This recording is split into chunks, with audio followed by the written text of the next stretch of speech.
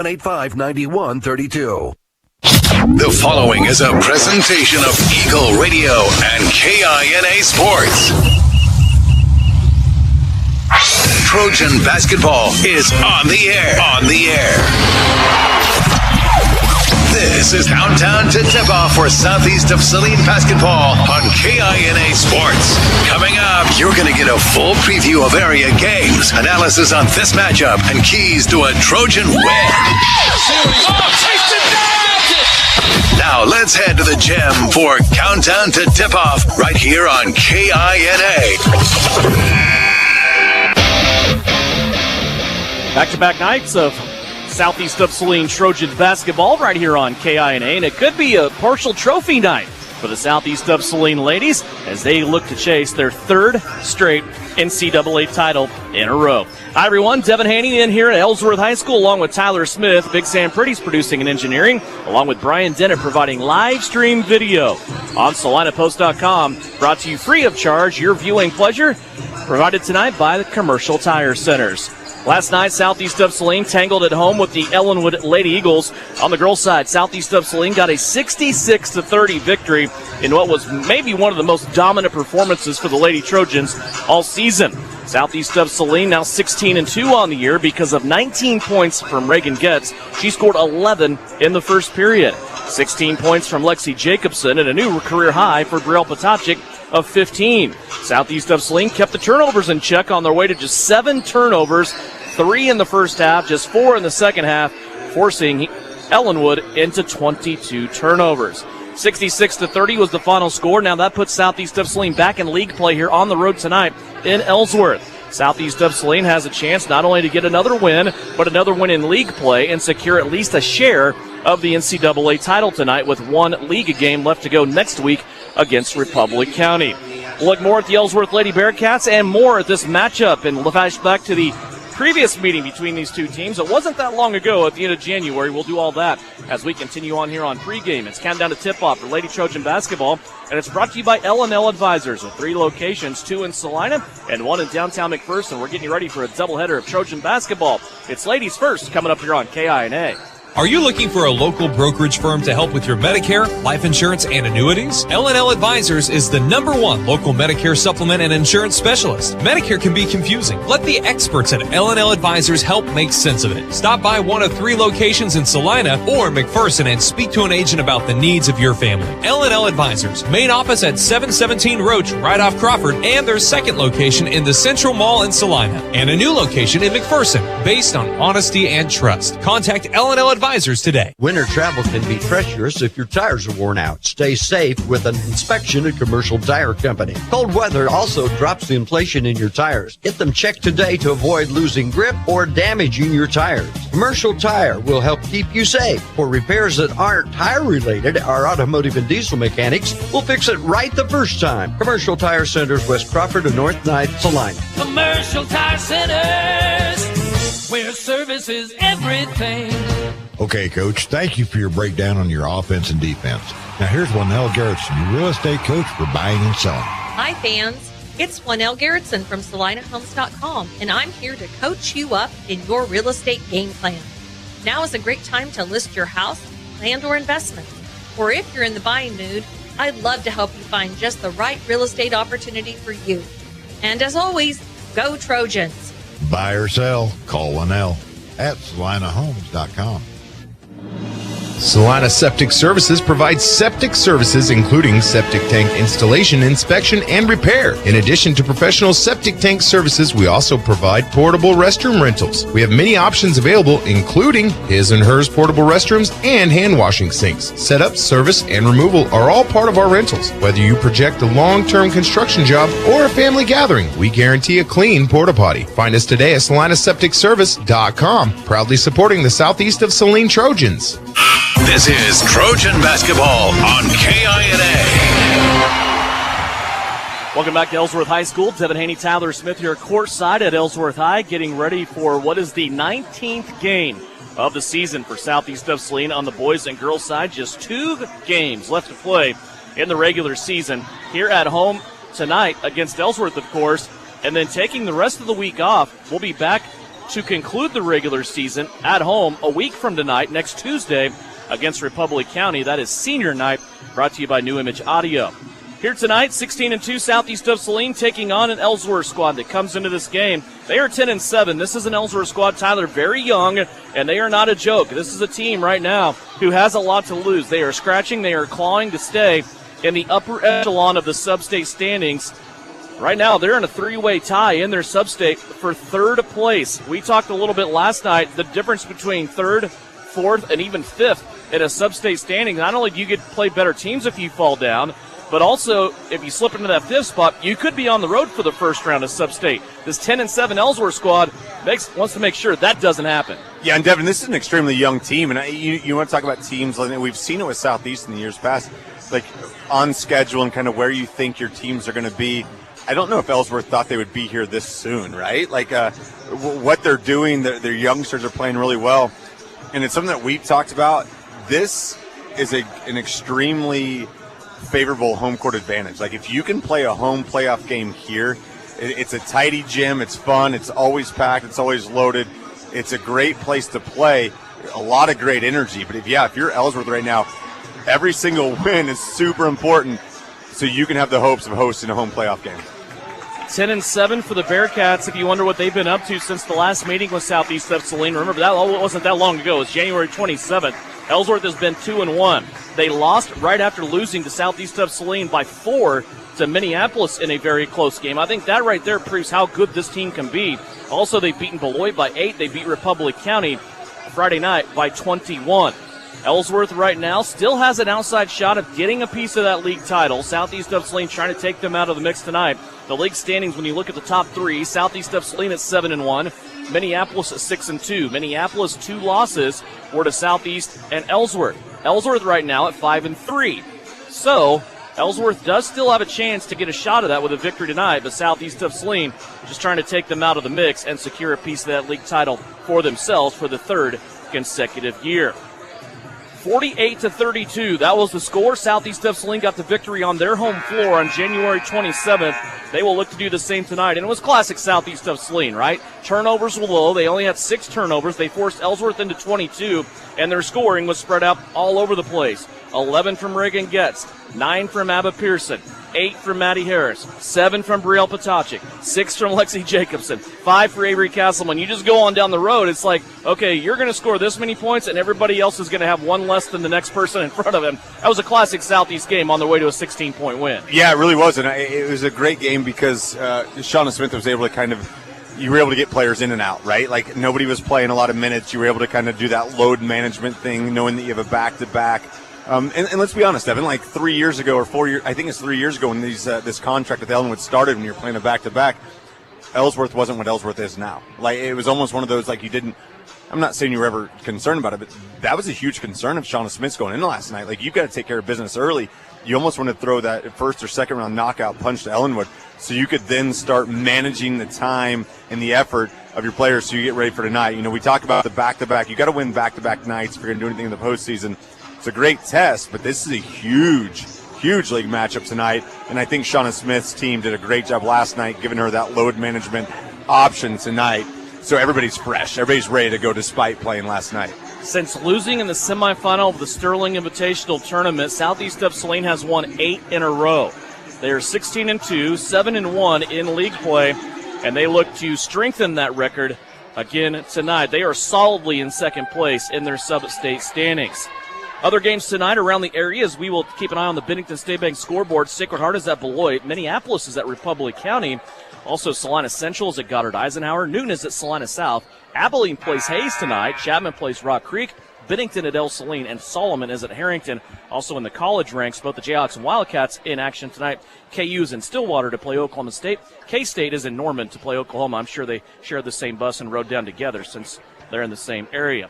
Let's go over starting lineups for you now. First, for the Ellsworth Bearcats, or maybe not. Let's step away. Let's take one more break. Back with more. We'll have the starters and the tip for you. Ellsworth and Southeast on the girls' side coming up here on KINA. Frisbee Construction is a service organization for the commercial grain industry dedicated to giving you the best in planning, the best in quality, and the best of workmanship, and overall the best value for your dollar since 1949. Frisbee Construction specializes in new construction as well as remodel and repair of grain handling facilities throughout the Midwest. Frisbee Construction Company in Gypsum has emergency crews available as needed. For more information, go to frisbeeinc.com. Whether on the field, court, or in the operating room, experience matters. A coach loves an experienced team just like a patient values an experienced doctor. Saline Ortho has ABOS board-certified physicians with over 40 years of orthopedic service. If you need help staying active or just want to discuss options regarding the newest techniques and services and specialties that Saline Ortho provides, see one of our trusted physicians or visit salinaortho.com. Saline Ortho, your voice, your choice, past, present, and future. The Bennington State Bank proudly supports local sports and wants each student to know that their hard work and talent is noticed and appreciated. At Bennington State Bank, they care about local communities and are committed to fostering long-term relationships through the delivery of excellent customer service, integrity, and fairness. From helping local businesses acquire relief loans to supporting community youth and nonprofits to helping you purchase your dream home or invest in your future, Bennington State Bank is here to help. Give them a call to experience exceptional banking with hometown service. Bennington State Bank, your trusted hometown bank. Member FDIC. You're telling me your driver turns you on remotely? It feels so good. One gentle touch of a handy remote or mobile app and my motor's running. And don't fret, my little pickup pal. New Image Audio installs these inside trucks too. Oh, yeah. You'll want it when the winter chill hits. A remote start from New Image Audio for cars, trucks, even diesels. All systems remote and cell phone capable. Nationwide coverage. Get yours at New Image Audio on South Broadway. In Salina. You're ready for any task and you expect the same from your tractor. No matter the job, there's a Case IH Farmall tractor ready to work as hard as you do. With easy operation, an exceptional operating environment, and more standard features that enhance productivity, Farmall tractors deliver the power and flexibility to knock out chores and keep going. Stop by Can Equip in Salina and find a Farmall to meet the demands of your operation. Can Equip you. You're listening to Southeast of Saline Hoops on KINA. Back ready for starting lineups. Let's first go over the home-standing Ellsworth Bearcats. They will start Laney Peshka, 5'6" freshman, averaging 13 points a game, along with 5'11" senior Greta Klein, 8 points, 6 rebounds per contest. Peyton Tenbrink, a 5'7" junior, gets 4 points a game. Isabel Lindsley, a 5'11" junior, gets 3 points a game. Annalise Haxton, a 5'7" freshman, averaging 7 points a game. Ellsworth comes into this game 10-7. For the Southeast of Saline Trojans, they are under the direction of head coach Shauna Smith, assisted by Steve Reedy. 16-2 on the year. They will start Brielle Potachik, a 5'4" junior coming off of a career scoring night for her. A season high 15 points for Brielle on 5 3-pointers last night. Lexi Jacobson also had a good night last night. 16 points for the junior. 5'7" Lexi Jacobson averages over 11 points a game and 6 rebounds per contest. Maddie Harris is a 5'5" junior. She leads the team in assists and steals. She also averages 7.5 points per game and 3.5 rebounds. Then the two seniors, Reagan Getz, a 5'9" senior, averaging over 14 points a game. She had 19 last night against the Ellenwood Eagles. She averages also 3 rebounds and 2 assists. Then the defensive lockdown. Avery Castleman, 5'8" senior, averages 4 points a game, 3 rebounds, and 3 assists per contest. Southeast of Saline and Ellsworth. Chapter number 2. Tyler Smith, your New Image Audio. Keys to success tonight for the Lady Trojans. Devin, it's got to be a 12-round fight. You know, we talked about how last night you want to come out early, you want to try to throw that massive blow and get rid of Ellenwood, and they did that. Tonight's not going to be like that. Like, Ellsworth is going to continue to fight. They're going to stay in this basketball game. As much as Ellsworth, they're playing with house money, right? I mean, you come to this game, you're not supposed to win it. There's things this team has already done they're not supposed to do. They're coming out with everything. So if you're Southeast Saline, you play like that bully on the block. You play like that team that you are. It's controlling the ball and it's taking the ball away. It's turnovers and takeaways, and that's what Southeast Saline strives on, and that's what you've got to do tonight. You know, you alluded to it earlier. It was 22 takeaways, 22 turnovers from Ellsworth the first time, only 6 from Southeast Saline.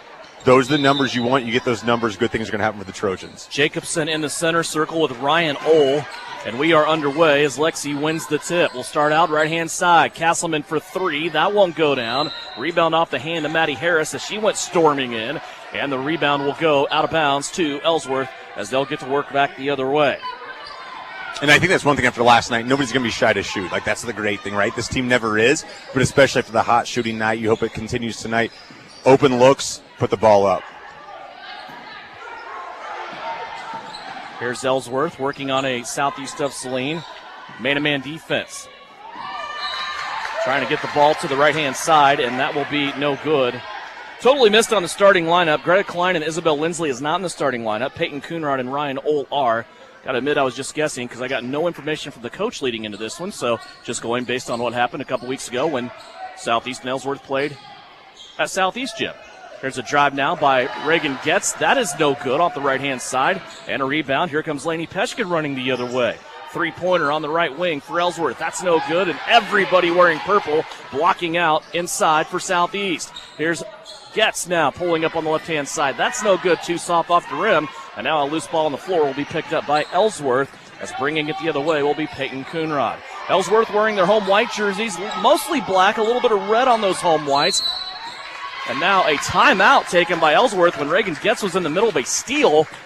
That's going to save them a possession and a 30-second timeout here for Ellsworth. We will keep it right here. A little bit of a weird call there as the ball seemed to be already in the custody of Getz going the other way. Yeah, and extremely good call, unfortunate call for Ellsworth. You saw it right there. Getz is getting that. She's going the other way. You hope for an easy layup, but you're seeing maybe a couple dead legs right there. We've seen Reagan miss some shots that normally she doesn't miss. She missed the 10-footer from the baseline. But you're liking the speed. You're liking the tempo. You're liking the way this is working out. It's ball security. We're only a minute in. But you're speeding things up, and that's what you got to do. You got to play tempo basketball. If you're Southeast Saline, it's that defense that's going to control that tempo and really try to force Ellsworth and do things they don't feel comfortable doing. Still scoreless here as we are just a little over a minute in. First timeout taken there by Ellsworth. It was a short 30-second timeout. Southeast of Saline on defense. They are playing man-to-man in the set. Ellsworth will play it off to the left-hand side now. Peyton Coonrod has it. She worked away a couple of dribbles to the right, now to Ryan Ohl. She will continue to swing to the right to Isabel Lindsley. Three-pointer, top of the circle. Peshka will have it off the bounce. Hits the backboard from the front of the rim and in. Lainey Peshka starts the scoring in this game. Quickly down the floor, though. Southeast of Saline in transition. Make or not, they will run, and Reagan Getz gets the first two. Yeah, that's exactly what you're not prepared for Ellsworth. I mean, if you get a make, you're happy. It's a nice three by Peshka, but you got to get back, and you got to figure out a way to cover. Usually we see it's Jacobson, but right there was Getz on the run out, and again, good defense right there from Southeast Saline to cause another turnover. It's the classic KU Jayhawks, right? When they would run, you celebrate a basket, and all of a sudden you look, and you've already given up one to answer it. It's exactly what Southeast did right there. Maddie Harris with it, up top of the circle. She'll swing it left to Getz. Reagan's been on a tear as of late. Here's Castleman. She'll have her shot blocked. Now Ryan Ohl will save it back in bounds. Loose ball scooped up by Brielle Potacek. 3-2 our score. Maddie Harris now has it in her custody. She's working off to the right-hand side. Deep post entry to Jacobson. She went up to score, but then was fouled. Be interesting to see what the officials do here, whether they say it's on the floor or reward her. I believe Lexi had intentions to shoot, but she gave it up at the last minute. Yeah, I feel like Lexi felt the contact and then gave the pass up knowing that contact was there. But we rarely see Lexi catch the ball with her back to the bucket. I mean, right there, nice little post setup for her. Here's Getz inside, left one strong off the feed from Avery Castleman. Reagan, though, helps get her own rebound. Now Brielle Potacek open. Brielle wants to drive. Tested the defender on the right-hand side, now plays it back out to Maddie Harris. 5:39 left to go here, just underway, first quarter. Potacek back in the paint. She got deflected a little bit as she went up for that jump shot. Jacobson, though, will save it out to Castleman for a three. That's no good off the left-hand side. And a rebound to Ellsworth. Here comes Lainey Peshka. The freshman down the middle of the paint. Now she'll dump it off to the right and get it right back. Wants to threaten the lane again, all the way into the cup, and she'll draw the foul. First team foul coming up on Southeast. And, Devin, you're seeing it right now. You're seeing a lot of active hands on the Ellsworth defensive side, and they're doing a good job getting hands on the basketball, making it tough for Southeast Saline as it looks like that first foul is going to be called on Lexi. Sorry, it's going to be called on Brielle, yeah. But they're doing a good job defensively. You can tell there's a good scouting report. You know, they saw that Brielle wants to ball fake, go to the right. Right now they're playing really good defense. Just got to continue to hammer away and see if you can continue to get, open shots. Because that's one thing that's just not going right now is those easy open shots. First free throw up and missed by Lainey Peshka. She has the three-pointer in this game for Ellsworth. She'll try to add a free throw and make it 4 here on her second attempt. It's on the way, and it is good. 4-2 Ellsworth. They lead it by 2, 5:14 left to go here in the opening quarter. These two teams starting to settle in now, both playing in a man-to-man defense. Brielle Potachik on the right-hand side. Holds the ball up high. Now to Abba Pearson, who just checked in. Abba had a great JV game, and she continues that roll with a three-pointer here. 5-4. Southeast of Saline takes their first lead of the night. And Devin, how much of a help is that, right? You've already played a game. You already know the baskets. You already got your feel. What a great job of Abba just coming in, knowing that flow is still there and hitting that first three. You should have seen some of the drive she had in the JV game tonight. I was thoroughly impressed. There's a mid-lane jumper by Isabel Lindsley that's up and good, and Ellsworth takes the lead right back. 6-5, Lady Bearcats. 5:35 left to go as we approach the halfway mark of the first quarter. Brielle looked at the three. Now she'll swing a crossover and come back out to Pearson. They'll swing it all the way around now. It ends up opposite corner to Avery Castleman. Avery with a big bump as she gives it up to Pearson. Pearson on the drive, leaning left-hander. That won't go. And a rebound taken in down low by Ellsworth as Kylan Turnipseed. And the foul will be whistled against Abigail Pearson, her first, team foul number 2. Yeah, I think one thing we're seeing right now is they're going to let you play kind of handsy on the perimeter defensively and let you get down low. But right there, really, I mean, that was a foul on Abba Pearson. But they're going to let you get physical playing defense, and that's one thing. Again, we've seen a Minneapolis team have success against Southeast doing this. It's something you got to adjust to if you're playing defense and playing offense if you're the Trojans. 6-5, Ellsworth leading Southeast of Saline by a single digit. We're pushing our way towards the halfway mark. 4:05 left to go here in the first quarter. With the basketball, Elise Haxton. Haxton will go top of the circle now to Lindsley. Now back over to Lainey Peshka. Peshka will retreat, take a couple of dribbles backwards. She'll play it now to Lexi West. West over to the left. A lot of test dribbling going on with this Ellsworth offense right now. The girls will take a couple of dribbles, test their defender, see how much help is exactly there, then they will pass it up. West has it now. Thought about going to the left, but Peshka was bottled up over here by Avery Castleman. They'll keep it on the right-hand side of the offense. A lot of time ticking down here. Already 40 seconds spent on offense here for the Ellsworth Lady Bearcats. Now a three-pointer put up. That's no good. Ellsworth, though, gets their own rebound. Lexi West has it. In fact, she got away with a walk. Now she's going to throw it out high near the half-court stripe, and Ellsworth will keep it. With the basketball now is Kylan Turnipseed. She tried to bounce one inside, and Pearson went diving after the basketball, got it away, and the jump ball now in the dual possession will keep it with Ellsworth, but what a play by Abba Pearson. Yeah, really good job from Abba. We know how often Abba ends up on the floor, and she's there all the time. You want to see her get that ball and know where your teammates are. I mean, you don't want to give that ball back. You want to keep that. Now the arrow's going to Southeast Slim, but you want to keep that ball and not let it go to that alternating possession era. But great job from Abba just getting on the floor. She's all about those floor burns. We see it every single night. One might ask yourself, why do you wear knee pads playing basketball? That's exactly why. And she is definitely a player that needs to be wearing them. 6-5 our score. Ellsworth still working through here on a lot of offense, and a Matador foul called on the baseline as Lainey Peshka went to the goal. She was able to get enough of the window to make the layup, and she will have a chance at a three-point play. Foul on Southeast of Saline, their third team foul. Didn't see much contact there, and it's already going to be the second foul on Pearson. Yeah, I don't think there was a lot of contact, but there was enough. I think Peshka did a good enough job just with that kind of jab step, that kind of Euro step. She kind of went sideways with her two steps. She got Abba out of position. She just drew enough contact. Really veteran move from the freshman from Ellsworth. Now 2 of 3 from the free throw line is Lainey Peshka. She has 7 of the Ellsworth 9 points. Ellsworth leads at 9-5. Here's a shot now put up by Maddie Harris on the right-hand baseline. That is no good, and Ellsworth has it back. Leading by 4. 2.5 minutes left to go here in the first quarter. Peshka on the drive. She'll kick it out now to Peyton Coonrod. Coonrod will make her way back to the keyhole. She'll stop it just inside the free throw line and then find West once again. West just double dribbled. No, she didn't. It looks like that's number just one on Lexi. Guys, it's a tough one. Foul here on Lexi Jacobson, her first. Yeah, it looks like, I don't know. A tough foul. Tough foul on Lexi. We've seen a lot of contact, both ways. That's a tough way to get your first foul. Ellsworth keeping it. 4 fouls now called on Southeast of Saline.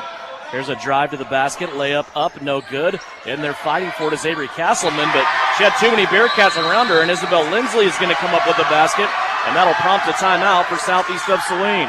A 30-second timeout called with 1:56 left to go here in the first quarter. 11-5, Ellsworth leading it on KINA. Citizens State Bank has been serving Kansans for over 100 years. We're a full-service bank that can service your personal, business, and agricultural lending and deposit needs. Citizens State Bank offers 24/7 convenience with mobile deposit, online banking, and our ATM conveniently located in front of the building. Stop by and see our friendly and helpful staff.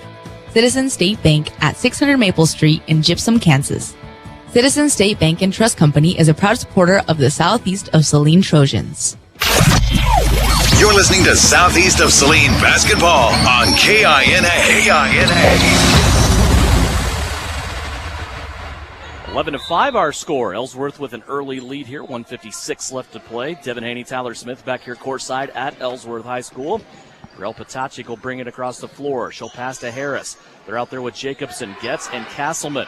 Harris now trying to go around a defender. Spin move along the baseline. Now she'll play it to Reagan Getz. Getz surveying the defense. Look to go back door to Harris, and it's going to be smacked and taken away by Lexi West. First turnover for Southeast of Saline. Each team has one turnover here early on. 90 seconds left to go. Turnip Seed has it on the right-hand side. She's watching West cut through, guarded by Harris. Now on the pop-out to Isabel Lindsley.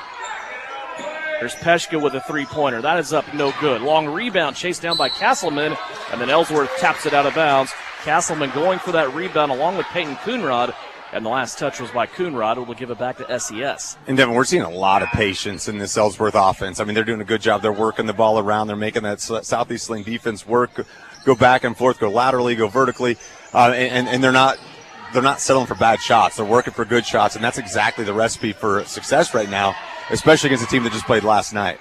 Getz, guarded three-pointer. That one rattles out. Big rebound up high. Jacobson had a shot at it. Now the tip will go to Ellsworth. 2-on-1 break, and a player control foul called against Ellsworth.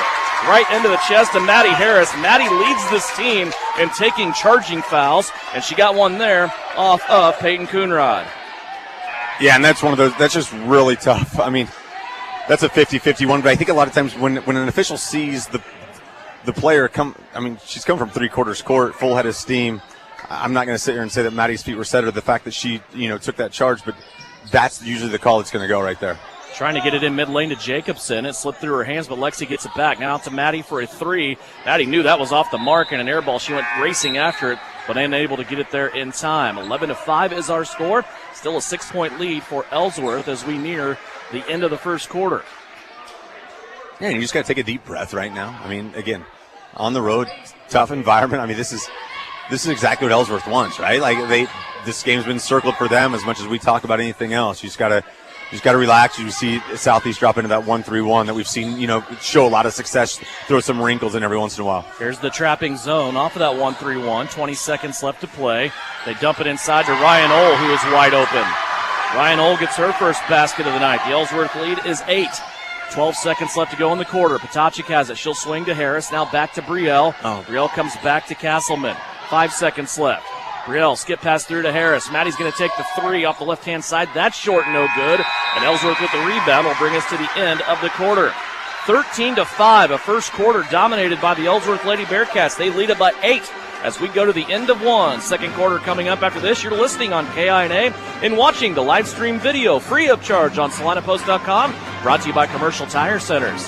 The Southeast of Saline School District has a long-standing reputation for excellence. This excellence in public education has been a source of great pride and one of the factors contributing to the quality of life in our community. The Southeast of Saline Education Foundation works in partnership with the USD 306 School District and the community that it serves to maximize student potential, thereby creating a lasting legacy, not only for our children, but for our community. The Southeast of Saline Education Foundation salutes the Trojans sports program. SESTreojans.com. Winter travel can be treacherous if your tires are worn out. Stay safe with an inspection at Commercial Tire Company. Cold weather also drops the inflation in your tires. Get them checked today to avoid losing grip or damaging your tires. Commercial Tire will help keep you safe. For repairs that aren't tire-related, our automotive and diesel mechanics will fix it right the first time. Commercial Tire Centers, West Crawford and North 9th, Saline. Commercial Tire Centers, where service is everything. You're listening to Southeast Trojan Hoops on KINA. Devin Haney, Tyler Smith back here at Ellsworth High School. Start of the second quarter. Southeast of Saline in an 8-point hole. And right now it is a 9-0 run for Ellsworth. Here's a foul now as Lexi Jacobson tries to drive baseline. And for Ellsworth, this will be their third team foul. Southeast once held a 5-4 lead, and currently Ellsworth is on a 9-0 run. Yeah, and they've done a great job defensively. And you saw right there, we talked about earlier how the ball was entered to Lexi with her back to the basket. I think Lexi's better when she catches the ball going to the basket, like a downhill running back, if you kind of want to look at it that way. And right there we saw she came off a little screen. She's going downhill. She's tough to handle, but she's a full head of steam. Tachik with it. She passed to Getz or Harris. They were both occupying the same space. Maddie ended up catching the ball. Now back to Reagan Getz. She'll drive in the middle of the lane. Big bump on the drive. Nothing there, though, for Getz as she missed the shot. Jacobson will keep it alive. Southeast stays on offense. Harris with it now off the skip from Potachik. Here's Maddie driving. She'll stop. Now play it back out to Jacobson. Good ball moving here by Southeast of Saline, but boy, Jacobson is really having to fight inside for everything. Here's the kick out to Potachik. Three-pointer on the way. That won't go. Gets off the offensive rebound inside. Her shot partially blocked. And now the ball out of bounds on the baseline will be awarded to Ellsworth. And Devin, it's a war down there. There's a lot of contact down low. And I saw Reagan maybe get away with a push. I know there was also more contact before that. That's what tonight's all about. You got to get really physical to get offensive and defensive rebounds and get second chance opportunities. 1 minute into the second quarter, Ellsworth walking the basketball up the floor. Now Peshka will peel off to the right-hand side. She'll play it to Emma Moore. Peshka now has it back. High screen coming from Ryan Ohl. Peshka will go away from the screen. Now Ohl trying to settle into the lower block. They'll swing it around now. Peyton Tenbrink at it. Now Emma Moore once again. Up top with it is Coonrod. Boy, this Ellsworth team, they are making Southeast of Saline play defense sometimes for minutes at a time. Coonrod inside. And a shot that is up at the side of the backboard gets there defensively. Was unable to get the rebound, though, because it hit the side of the backboard. And that's one of those tough ones. Like, you can't get mad at your team for not getting a rebound there. That ball just deflected, off the side of the backboard. Nobody's ready to get a rebound from that position. Cross lane pass inside to Ohl. Her drop step and a turnaround is up and good. Ryan Ohl, again, a deep post entry, this time on a cross-court pass, and she's able to score. This run continues for Ellsworth. Here's Castleman for three. Got it to go. Avery will stop the run. That was a big basket needed for Southeast. Yeah, it really was from the senior, because we're starting to see this Ellsworth offense now. They're moving the ball around so much. They're getting that mismatch. I mean, they got some bigs. They're trying to work it around. We've seen it now a couple times backside. That Ohl gets stuck on a guard. But what a huge answer from Avery right there. Let's see if that gets this Trojan offense going. Was an 11-0 run for the Bearcats. They took a brief 10-point lead. Now it's cut back down to 7. There's a shot again. Another one. Going off the side of the backboard. Same person. Yeah, Peyton Tenbrink. Southeast has it back. Coming down the right-hand side. Castleman had it. Took wind speed. Now Potachik will swing it away to the other side. Gets up top. Brielle Potachik on the right-hand side. Guarded by Peshka. Now Brielle lost the basketball. Went squirting through the lane. And now Ellsworth will pick it up. That looked weird.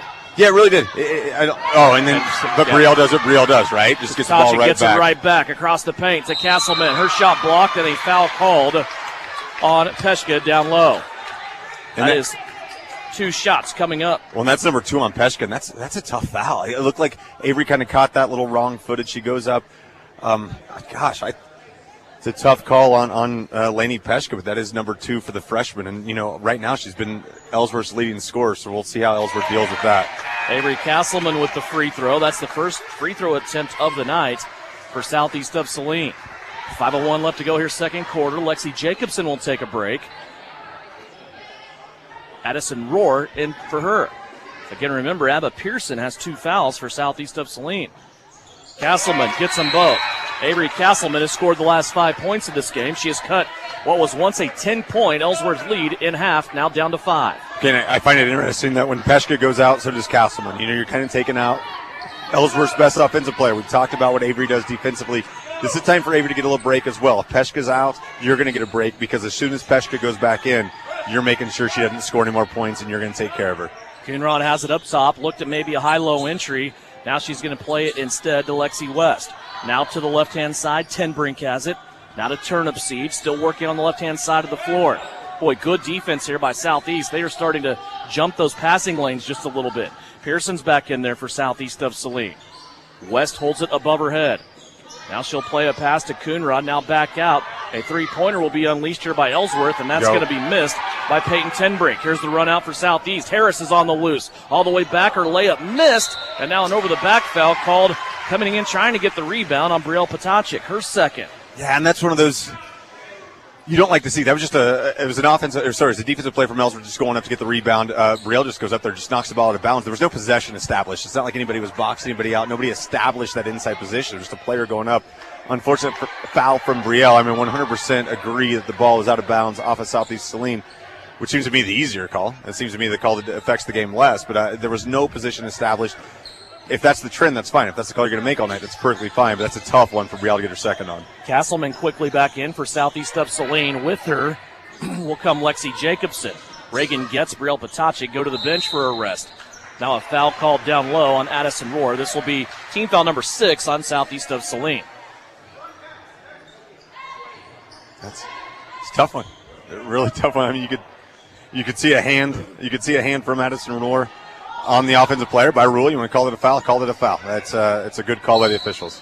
That will go the other way as a moving screen set on the inside. I noticed that early on in the offense, up around the free throw line. Ellsworth is getting away with a lot of throwing the hips, throwing the shoulders out, and that hasn't been called. The official caught him there down low on that inbounds. Yeah, and now all of a sudden the two freshmen, the two fabulous freshmen from Ellsworth, Haxton and Peshka, are both on the bench with 2. So again, you want to talk about foul trouble? There's a couple. Sorry, is that number 3? That's number 3. Haxton just picked up number 3 on Haxton. Sorry. So yeah, I mean, you want to talk about the fouls? They've been spread out from Southeast a little bit better. I mean, there's skill players with 2, but now you got all 5 of Ellsworth's fouls are on the 2 players. Short corner to Rohr. She kicks it out to Harris for a 3. That won't go down. And now the rebound kicked out here to Pearson, who will save it off the inbounds from Ellsworth. She missed the wide open shot. Back out to Maddie Harris. Harris will drive once again out to Avery Castleman for 3. That won't go down. And now finally a rebound goes out of bounds. Southeast unable to save that. It will go back to the Lady Bearcats. 3:21 left to go in the second quarter. 15-10 Ellsworth. It seems like, in just the way the court's set up in the painting, like the baseline is closer to the goal than I've ever seen before. I know it's not. I know it's all regulation. But we've seen a couple plays where that's kind of happened. And a three-pointer knocked down by Kylan Turnipseed when there was a big collision right in front of her. The person guarding her, Maddie Harris, fell down there. Maddie got knocked down by an Ellsworth Bearcat coming through. Now Jacobson goes to the goal, and she is knocked to the ground. Here comes Ellsworth back the other way, leading by 8. Inside with the basketball, turnaround shot, rolls off the rim, and Pearson will take the rebound. Here comes Southeast wanting to run back the other way. Avery Castleman with it. All gas, no breaks to the rim. That one left short, and now the rebound off Avery's fingertips out of bounds. It will go back to Ellsworth. In a game that's already had 11 fouls, those are 2 pretty odd non-calls, right? I mean, what are you taught? You're taught to go to the basket. You're taught to attack. I didn't see great defensive position from any Ellsworth Bearcat. No foul called. If you're Shauna Smith, you're going to tell your players to continue to attack the bucket. Full timeout taken by Ellsworth. We'll take it as well. 2:40 left to go here in the second quarter. Ellsworth leading by 8. It's 18-10 here on KINA. Your husband is pretty handy to have around. He makes the world's best mac and cheese. He's in the Tickle Monster Hall of Fame. And he can teach anyone how to throw strikes. But a busted pipe in a basement full of water? Honey, I think we need a plumber. Is a little out of his league. That's where a homeowner's policy from Shelter Insurance comes in handy. We'll help get your house back in order and your husband back to what he does best. Hey Salina, come see us at the Kelly Kitchener Agency near the intersection of Cloud and Ohio. We want to be your Salina, Kansas insurance agent. Troublesome car repair and everyone has told you it cannot be fixed or it's way too expensive? Try McKim Auto Service in Gypsum, Kansas. They do quick, dependable work and provide the lowest hourly rate in the area. McKim Auto will service your vehicle from front to back and everything in between. They treat you and your car like a friend or even family. McKim Service specializes in engine and transmission rebuilds. 701 Maple, Gypsum, Kansas. Wouldn't trust anyone else with my family car. So, if your repair seems grim, remember McKim. Give them a call today to make your appointment. Work hard, play hard. Good luck, Trojans, from Roselawn Memorial Park in Salina. To learn more, visit roselawnsalina.com. Out of the Ellsworth timeout, they have the basketball. Bearcats on their offensive end, now working it around the perimeter, trying to get it inside to Ryan Ohl, who has scored both times she has touched the basketball in this first half. 18-10. Bearcats working on the right-hand side. They get it into Ohl. Now she's double-teamed. Threw it across the lane, and that possession saved by Lexi West. And again, a double dribble there that Lexi West got away with. That's the second one in the first half. Yeah, it's a lack of catching. It's not catching the ball. It's knocking it down with two hands, then dribbling again. Castleman for three. She drained it. Avery Castleman is keeping Southeast of Saline's heads above water in this second quarter. She has 8 points in the second alone. And Devin, we talked about this last night. It seemed like shots were falling for everybody except for Avery Castleman. We did talk about that. That's something that Shauna Smith will never tell Avery to stop doing. She'll never tell her to stop shooting the basketball. You see the senior just continue to stroke it with confidence. Couple attempts on the left-hand side for Ellsworth. That comes up empty. Avery wants a heat check. Gets up. No good off the front of the rim. Gets, though, getting a rebound on that side. She'll play it back out to Avery. Now to the rim. Castleman shot. No good. No way. And a charging foul called by the official that happened to be standing right in front of the Ellsworth bench. I'm not saying there's a coincidence there. Just say it's worth noticing. That's a really tough call, and, yeah, that's not seen by the official down low. An official 2 feet from the call didn't make it. The official 25 feet right in front of the Ellsworth bench made the call. Hey, we joked about this earlier. I mean, Gene Cady, a former Beloit coach, I believe maybe even went to the high school Beloit. You got to be 10 points better on the road, he used to always say, and this is a perfect example. Tonight, you're going to have to be 10 points better. And I'm not saying that's officiating, but I'm saying that's all kinds of factors. That's crowd. It's a great crowd energy. It's just a different environment. You've got to be 10 points better league play on the road, and so you got to be right now for Southeast Saline. You just got to play better. 1 minute left to go in the half. We'll talk to Bryson Flax coming up here at the break, along with numbers from this first half. Southeast trying to close it out here and keep themselves within striking distance. Here's a steal by Abba Pearson. Third turnover for Ellsworth.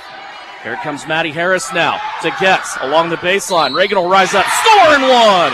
Reagan Getz has a chance at a three-point play with 42 seconds left to go. Southeast of Saline back within three. Yeah, what a great find by Harris. I thought that Harris might have had, I think it was Abba on the right-hand side. She looks and goes cross-court to Reagan. It looks like Reagan almost fumbled the basketball a little bit, which kind of brought that Ellsworth defender, created that contact. Great finish from Getz.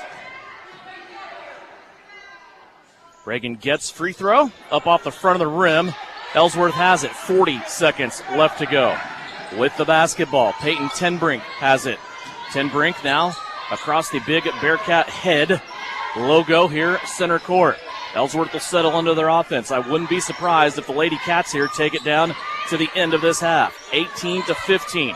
Southeast of Saline has made a push after trailing by 10. Here's Coonrod now into the bubble. She'll play it out to Tenbrink. Now Turnip Seed. Great job for Madison Rohr right there. Great defense on Turnip Seed. Here comes Southeast. 9 seconds left to go. Harris peels out to the right-hand side. Now she'll swing it. Castleman for three. Top of the key. That won't go, an air ball.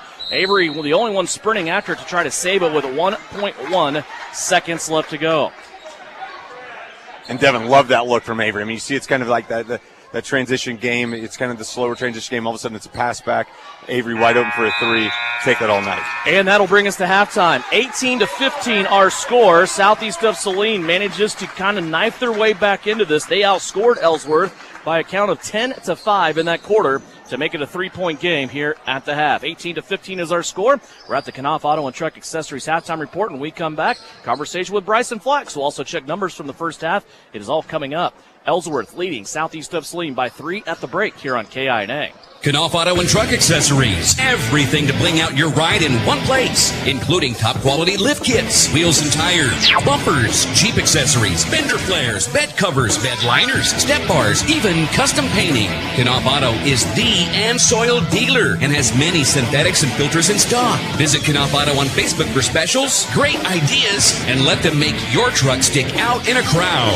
Knauf Auto and Truck Accessories, supporting the Southeast of Saline Trojans. Okay, Coach, thank you for your breakdown on your offense and defense.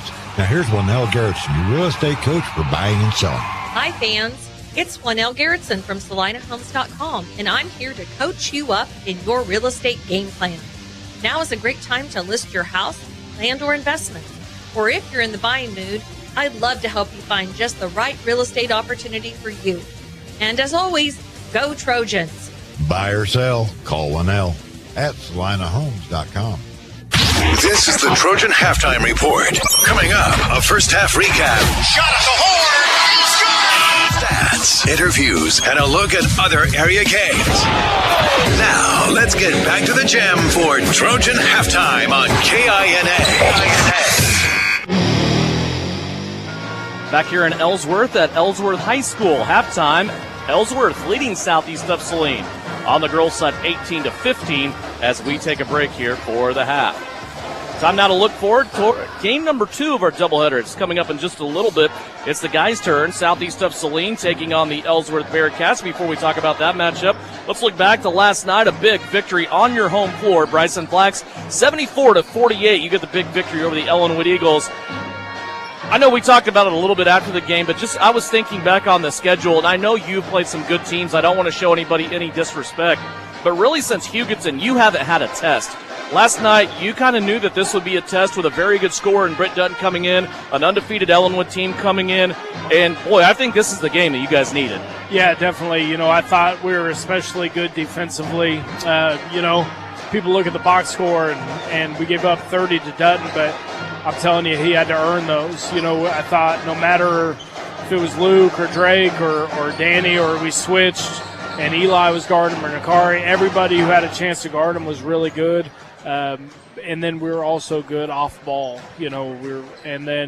Offensively, it was what we needed in terms of our what I call our 5, 6, 7 guy, Danny, Kaysen, Drew. Those guys were able to hit some shots, which we desperately need. Yeah, defense all night long was extremely good. It just seemed like you can never predict some of the moves that a player like him is going to make. I remember one time Dutton came down the floor, went between his legs, turned it into a spin move, but yet you still had somebody there defensively after he got by the primary defender, turned into a quick double team on him. Things like that where you can't predict that type of ball handler, but yet you're still in the area and you still have help available, speaks a lot to your team defense. Yeah, definitely. And, it's we've been working on it for 2 years, what I mean? And I feel like it's just getting where it needs to be. And our guys understand that they have to value these defensive possessions and be in the right spots because, they can make or break a season essentially in one game, here in a couple weeks.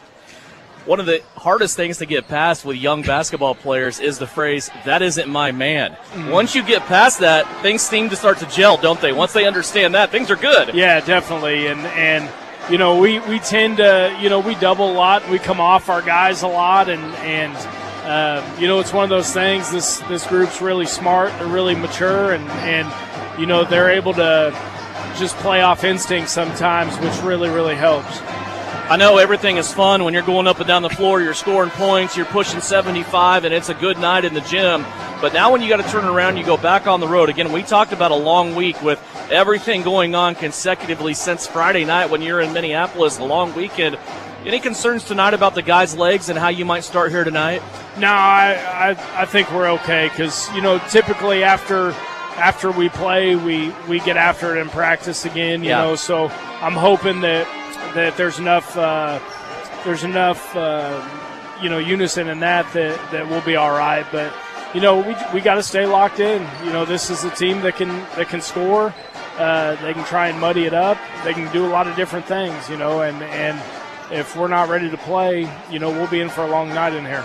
It seemed like early on when you played these guys, it wasn't that long ago. It was just at the end of January.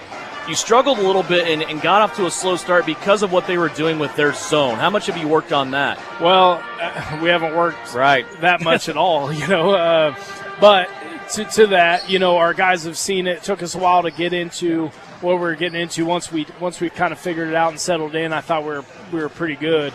But it comes back down to, we're going to be in the right spots. Can we hit the shots, and I'm hoping we can. You've seen a lot of zone this season. Is their zone similar to somebody else's that you've seen? No, I mean, the issue with, or the thing with their zone is they got what I think their most athletic player, Cravens, and they kind of flip-flop them. You know, sometimes they'll play them on the right, sometimes they'll play them on the left. There's no rhyme or reason to what they're doing there. And so, we set up everything on our right side. And so, it might not be a bad look to set it up on the left side and get away from some of that athleticism and take him out defensively.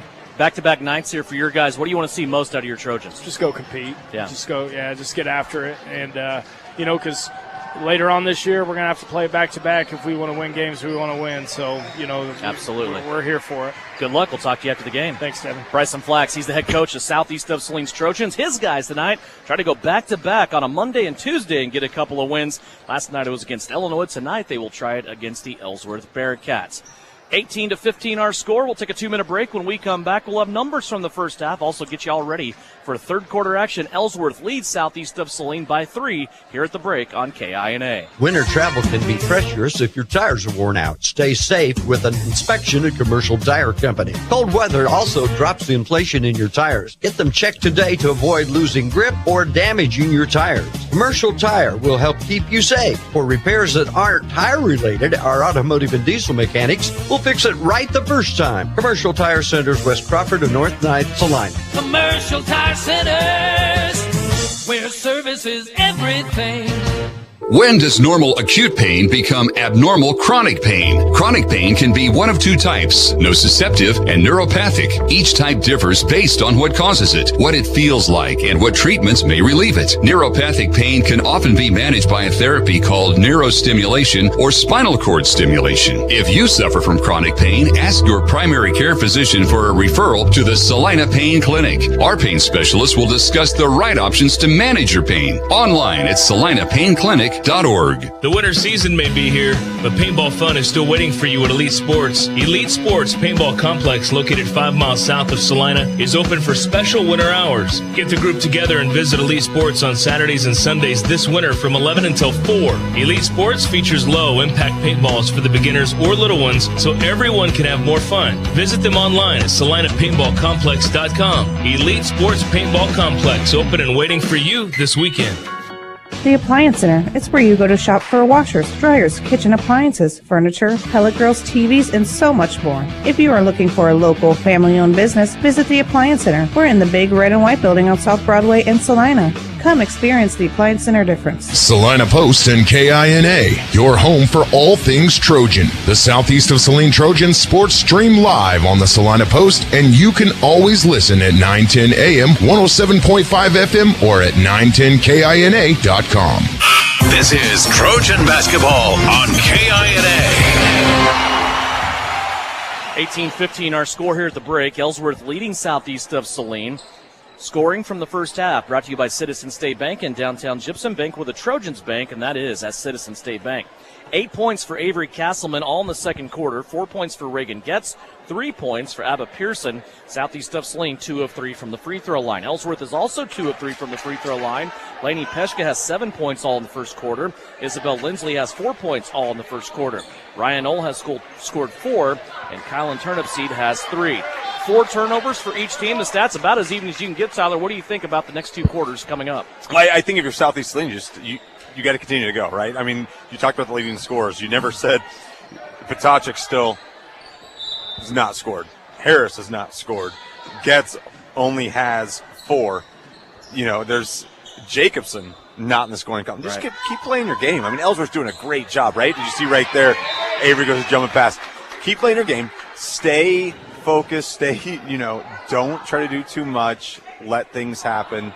And, in the fourth quarter, if this is a 3-point game, then you start rolling. But I think right now the third quarter's huge. Let's see what happens in the third quarter. Ellsworth had the basketball slapped out of bounds as they tried to settle into their first set by Avery Castleman. They will keep it now, play it off to the right-hand side. Isabel Lindsley has it. Now she will play it back to Ryan Knoll, who is way deep, out away from the basket. Now to Peshka. She's going to try a 3, but a moving screen inside will turn the basketball over.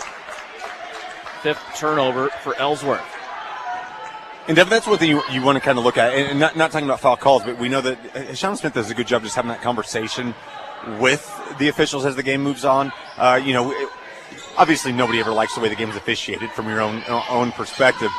But, we saw a lot of that moving screen stuff. We see a lot of contact.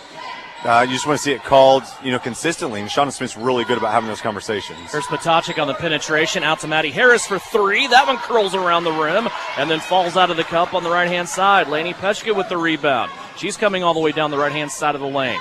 Out for a three-pointer. That is no good. Off the heel from Peyton Tenbrink. And the basketball on the long bounce off the rim will go out of bounds to Southeast of Saline. Yeah, and Devin, as much as anything, continue to get good looks. That's one thing Southeast has had all night, just has the good looks. Got to start hitting those shots, and that's one thing that we've seen, in the games they play that might have been closer than we thought they would have been, is they're not hitting those shots. You got to figure out a different way to score if you're the Trojans. Castleman on the skip. She'll try another three. That's too strong. Rebound taken on the backside by Peyton Coonrod. She'll bring it across the stripe here at the center court. Stalling now to call offense. They're trying to get a set and a screen here for Elise Haxton. Haxton out there playing with 3 fouls. Here's Coonrod on a three-point fake. Now she'll kick it to the corner. Peshka for 3. She cans it on the baseline. Lainey Peshka has 10. The freshman leading the way for Ellsworth. Bearcats back out by 6. Yeah, and a smooth shot from the freshman from the baseline. You're like, really good job. As you see, nice defense from Ole right there. Maddie Harris is falling down. Somehow managed to find Jacobson. Then Jacobson rising up, had her shot blocked and taken away by Ole. 2 minutes left to play here, just underway, third quarter. 21-15, Ellsworth with a 6-point lead. This lead was by as much as 10 early on in the second quarter. There's a ball that's poked away by Getz. Now it's free. Harris takes it. Takes it up the floor, and they're going to call a foul on the run out. That's going to take a it's the back away. official. Yep. Why? Yeah, there's interesting text conversations at halftime with certified officials that are watching this game and just evaluating what we're seeing. I just don't understand how that's that official's call when you have 2 officials in front. That's a tough one. Well, that's why they punish people in the NBA, right? You can't it's a grab. It's free throws. That's a tough call for that guy to make right there. Just took a dunk away from Lexi Jacobson. Yeah. 5:39 left to go here. Southeast will have it now off the foul, which may have not been a smart foul for Ellsworth anyway. It was Lainey Peshka, and that's her third. Here's Getz now in the corner. She's having to get around a lot of contact on defense. She'll play it to Maddie Harris. Now Harris will hand off to Castleman. Jacobson explodes on the baseline, can't get it to go down, and the rebound taken in by Peyton Coonrod. Yeah, and again, it's just tough angle from Lexi. You see Avery just take the lunch money right there. Great job from Avery Castleman. We talked about her offensive night. Her defense is always there. Great job from the senior. 10 for Avery. 21-17. Southeast of Saline back within 4. Peshka has the basketball high post. She's going to curl around and now draw a foul. I believe this will be Avery Castleman on the foul coming around. And again, a blind screen there for Southeast of Saline that they weren't able to call out. The foul is against Avery Castleman, and that is her first. Devin, the more and more we see of this Lainey Peshka, really impressive. It's funny, we only saw her 3 or 4 games ago, when they played last, but even the maturation from that and just seeing her on film, what she's able to do. Sorry, not 3 or 4 games ago. It was longer than that. It was 4 games ago. 4 games ago. But, she controlled the game. She was really good. You could tell that she could handle the basketball. Watching her score tonight, this is a freshman that's going to cause a lot of issues for a lot of teams, for years to come. Well, and typically freshmen are a lot more comfortable in their home gym than what they are on the road, right? Without a doubt, yeah. And we talk about all the time, coaches' kids, and this is one of those, and she's solid. Here's Avery Castleman off the screen. She'll rise up mid lane and score again. A dozen for Avery Castleman.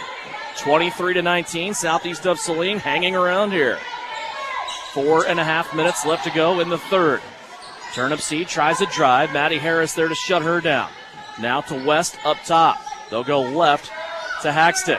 Peshka, long distance three. Wow. Drains it. 8 points in the quarter for Lainey Peshka. She has 15. 26-19. Back to a 7-point Ellsworth lead. Yeah, just every answer that Southeast comes with, it seems like Peshka comes and destroys them, with a triple or with a hard bucket inside. She's doing a great job keeping these Bearcats on top.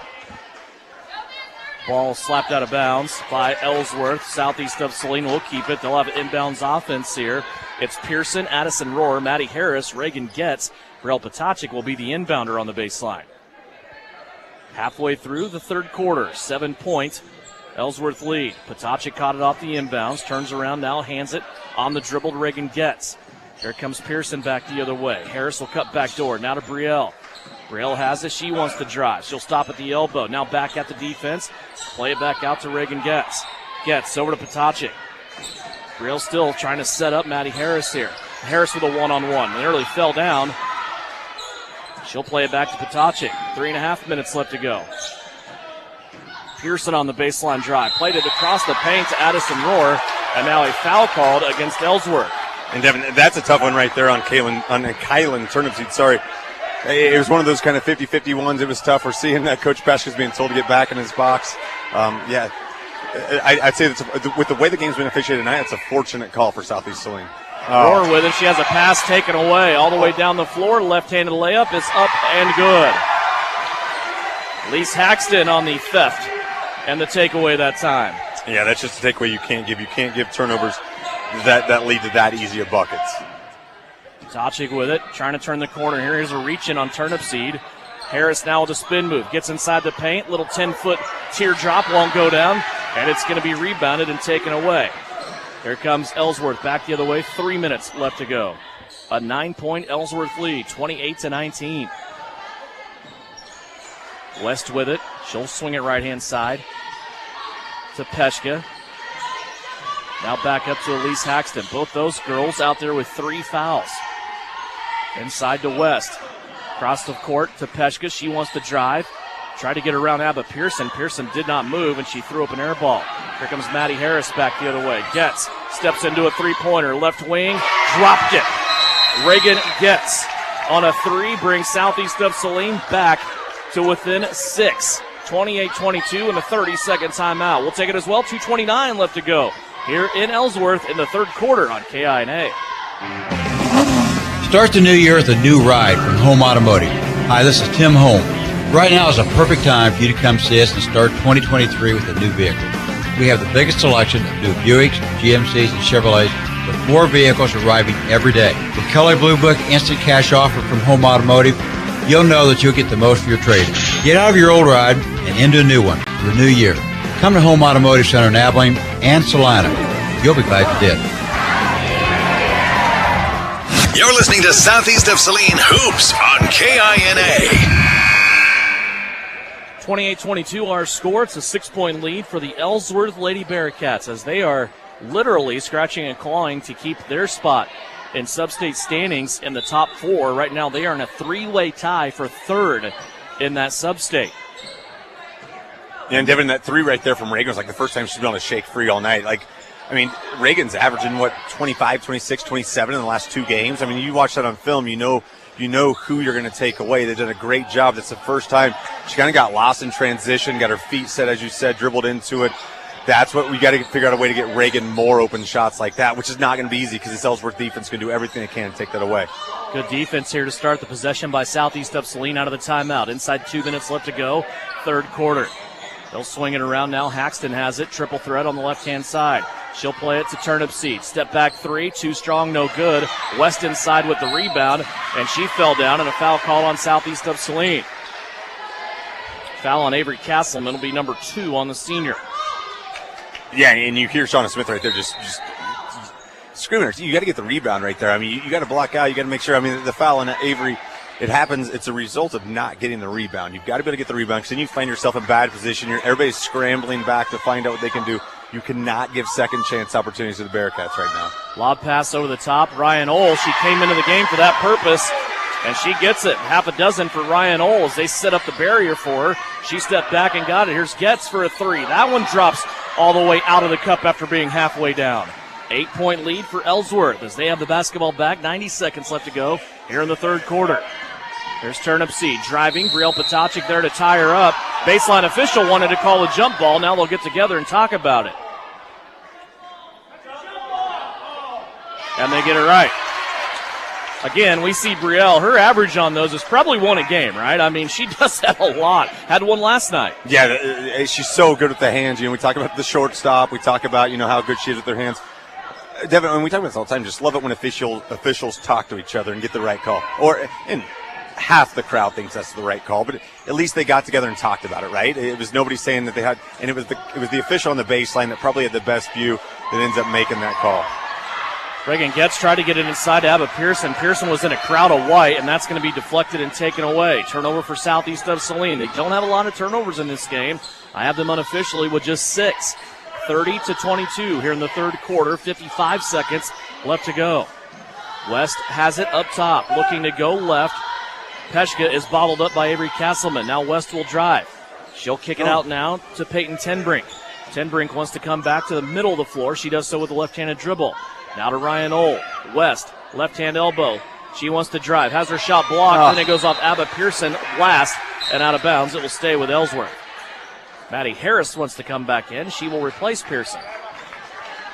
35 seconds left to play here in the third. Boy, big possession exchange potentially here, right? Yeah, without a doubt. And I would say the rest of the night this is going to happen, right? Like every possession is got to be able to answer. Got to be able to answer no matter what happens here, answer. I mean, you've got to start looking, and we've seen inbounds plays from Ellsworth work to a charm, and there they got Peshka wide open. Peshka for 3. She got another one. Lainey Peshka has 3 threes in the third quarter and 11 in this third quarter alone. Castleman trying to answer her three-pointer. High bounce off the rim. That won't go. Reagan Getz had it, but then was tied up from behind, and Ellsworth will take the basketball. Reagan kind of nonchalantly took the ball that time and was trying to get it squared up to do something with it, and then she was swarmed from behind. Right now, Ellsworth, by the way, enjoying their biggest lead of the night. They're up by 11. 33-22. 16 seconds left to go. Avery Castleman playing defense on Lainey Peshka. Peshka has been able to get free behind the arc quite a bit tonight. She has 4 3-pointers, 3 of them here in this quarter. She's going to drive here. Now Reagan Getz pokes the ball away. Jacobson comes out with it, but she's out of time. She'll put a half quarter up, but it will come up short, and we are at the end of the third quarter. 33-22 our score. Ellsworth leading Southeast of Saline by 11. You're listening and watching with live stream video on SalinaPost.com, courtesy of Commercial Tire Centers. Stardust Trophy in downtown Salina is your full-service headquarters for trophies and awards for club and sporting events. But did you know Stardust Trophies also makes employee name tags with your company logo? They engrave executive awards like desk clocks and pen desk sets. They imprint artwork and photos on T-shirts, coffee mugs, mouse pads, even personal calculators. Stardust Trophy carries clear sports ball holders on wood bases for treasured or autographed balls from footballs to golf balls. Go to Full Service Stardust Trophy, 121 South Santa Fe, downtown Salina. Winter travel can be treacherous if your tires are worn out. Stay safe with an inspection at Commercial Tire Company. Cold weather also drops the inflation in your tires. Get them checked today to avoid losing grip or damaging your tires. Commercial Tire will help keep you safe. For repairs that aren't tire-related, our automotive and diesel mechanics will fix it right the first time. Commercial Tire Centers, West Crawford and North Ninth, Salina. Commercial Tire Centers, where service is everything. You're listening to Southeast of Saline basketball on KINA. Ellsworth with a big third quarter there. They outscored Southeast of Saline 15-7 to extend their lead to 11. Devin Haney, Tyler Smith back here for fourth quarter action. Southeast of Saline down by 11 with the basketball. Inside, Jacobson with it. She bobbled, now to Getz. Big 3 on the way. Too strong, won't go. Brielle Potacek keeps it alive for Southeast. Now Getz all the way to the cup. Had the ball poked free, but now she'll save it out to Maddie Harris. Southeast keeps this possession alive once again. Lexi Jacobson on the drive. All the way to the block, left-hand side, and she is fouled on the floor. Third team foul against Ellsworth. Each team now with 3 fouls here in this second half. And Devin, here's one of those things offensively for Southeast. Obviously, you want to play with a little bit of urgency, but you don't want to speed anything up, right? Like, you have to understand there's intent. You have to understand you got to go pretty quick. But nothing sped up. Like, stay in your flow. You got to create some turnovers and get some, breakaway points. Try to get some easy buckets. It's going to shrink this lead as quickly as possible. Potacek from the free throw line off the inbounds. That won't go. Ball, though, tipped out off the hand of someone to Avery Castleman. Potacek has it now. Getz trying to square up for a three-pointer. Now it's Castleman. She's looking up. She'll go to the keyhole. Now Maddie Harris. Maddie will step back. Take the 3. That's off the front of the rim. No good. And the rebound taken in by Kylan Turnipseed. And you're starting to see Southeast just settle for that 3. You still got to fight. You still got to get low. There's enough time left to do this by twos. You've got to do it that way. You can't just settle for the three-point play. Rebound nearly taken away. Excuse me, call. not the rebound. Loose ball nearly taken away by Lexi Jacobson there. Now Ellsworth will have it on the left-hand side of their offense, testing baseline. They'll bounce it into Lexi West. Her shot is up no good, and Castleman gets the rebound. Maddie Harris up the right-hand side to Potacek. Brielle wanted to go to the corner to Getz, but then she was covered up quickly. Reagan with it now out beyond the three-point line. They'll swing it all the way around. Ends up with Brielle Potacek, left-hand side. Now to Getz, off the screen. Long two-pointer. Won't go down, and the rebound taken in by Kylan Turnipseed.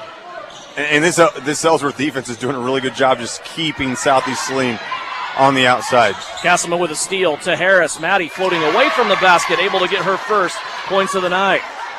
Back to within 9, 33-24. See how much of a hurry Ellsworth wants to be in here with this 9-point lead and 6 minutes on the clock. And we see Peshka's getting ready to come into the basketball game, and Coach Peshka wants to call a timeout right now. I don't think he wants to see any more possessions without his daughter, without his star on the floor for Ellsworth. 30-second timeout. We'll step away quickly. Back with more Lady Trojan basketball after this. Winter travel can be treacherous if your tires are worn out. Stay safe with an inspection at Commercial Tire Company. Cold weather also drops the inflation in your tires. Get them checked today to avoid losing grip or damaging your tires. Commercial Tire will help keep you safe. For repairs that aren't tire-related, our automotive and diesel mechanics will fix it right the first time. Commercial Tire Centers, West Crawford and North 9th, Saline. Commercial Tire Centers, where service is everything. You're listening to Southeast Trojan Hoops on KINA. 5:58 left to go here in the game. 33-24, Southeast of Saline trying to overcome an 11-point deficit. Currently they trail by 9. Castleman gets Jacobson, Pearson, Harris all on the floor for Southeast of Saline. Castleman up top, playing against Haxton. Nearly got the basketball again. She's going to get kind of a nickel and dimer foul there. Castleman had the ball poked away and then went down after it. Haxton just got possession before the contact, and Avery will get her third foul. Yeah, that's just one of those tough ones, right? Like you knock the ball away, and then all of a sudden it's one of those hustle plays. Two players going after the basketball, but a good call by the officials, getting Avery with her third. Ellsworth spreading the floor here now, playing a little four corners action, and Lexi Jacobson's going to get a foul. Lexi saw that ball hanging in the air and just couldn't pass it up. She came out and got her second. Team foul number 5 now for Southeast of Saline, second for Lexi Jacobson. That's a tough one. I don't know why that ball goes to the baseline when the foul was 30 feet out, but it looks like it's going to be advantageous for Southeast Saline. There's a turnover by Southeast of Saline in the middle of the floor after taking one away themselves. Two teams exchanging miscues there. Boy, on that inbounds too, Haxton stepped in bounds before she even inbounded it. Harris up top on Peshka. Lady Peshka to the keyhole. Now they'll swing it out left-hand side to Coonrod. Coonrod inside to Old. Jacobson arrives late, and they're going to say foul on the floor. If this is on Jacobson, it will be number 3. I'll tell you what, that's a good foul on Lexi right there. If she got there on time, she got it on the floor because it looked like Ole had a wide open layup right there. I don't know who got caught up in the foul, who got caught up in miscommunication. But Ole does a good job getting herself open. She got a big body down there. She had a wide open layup. Probably a good foul right there on Southeast Saline. It is the third foul on Lexi Jacobson. Southeast now with 5 team fouls. Ellsworth with 4. 5:13 left to play. Ellsworth with the basketball and a 9-point lead. And a moving screen or somebody trying to fight through the screen. What is this call? It's another foul on Lexi Jacobson. She's just picked up 3 in the last 30 seconds probably. Pearson will check in now for Jacobson, who's in trouble with 4 fouls. 6 team fouls for Southeast of Saline. And that was one of those where you're setting a double screen, so you got 2 players almost like an elevator, if you will. There's so much contact going on. I don't know how you can call. Yeah, it's a really tough foul to get called if you're Lexi. Castleman with it on the left-hand side after Ellsworth scores down low. That basket courtesy of Isabel Lindsley. 35-24.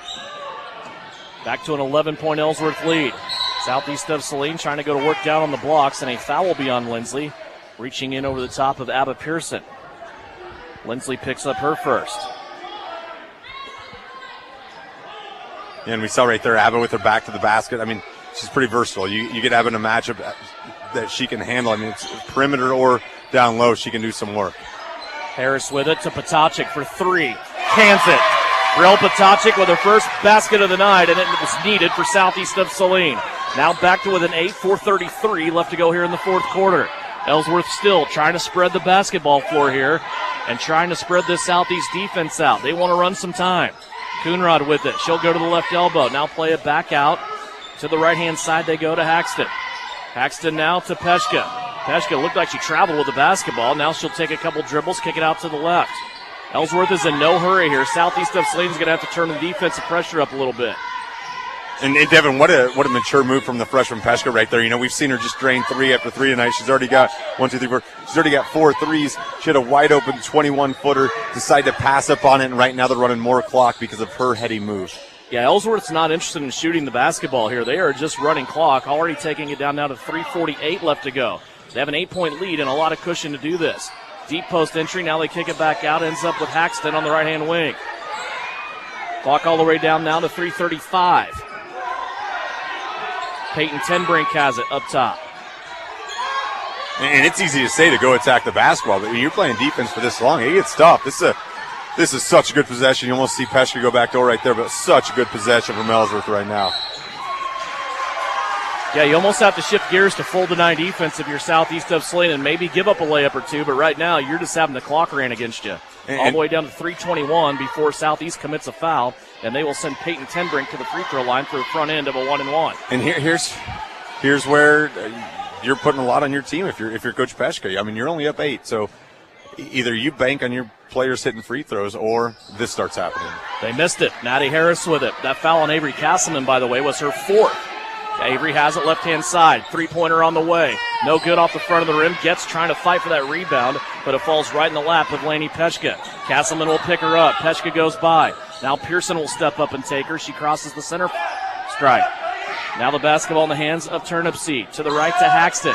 Under 3 minutes left to play. Here's Haxton wanting to drive. Gets all the way to the cup. Out to Peshka. Three-pointer on the way. In and out, no good. Maddie Harris with the rebound. 35-27. Southeast with the ball trailing. Harris all the way to the cup. Kick out to Castleman. Stolen away by Haxton. Haxton all the way up the floor. Layup. In. Elise Haxton has scored her second bucket of the game and has extended this Ellsworth lead to 10.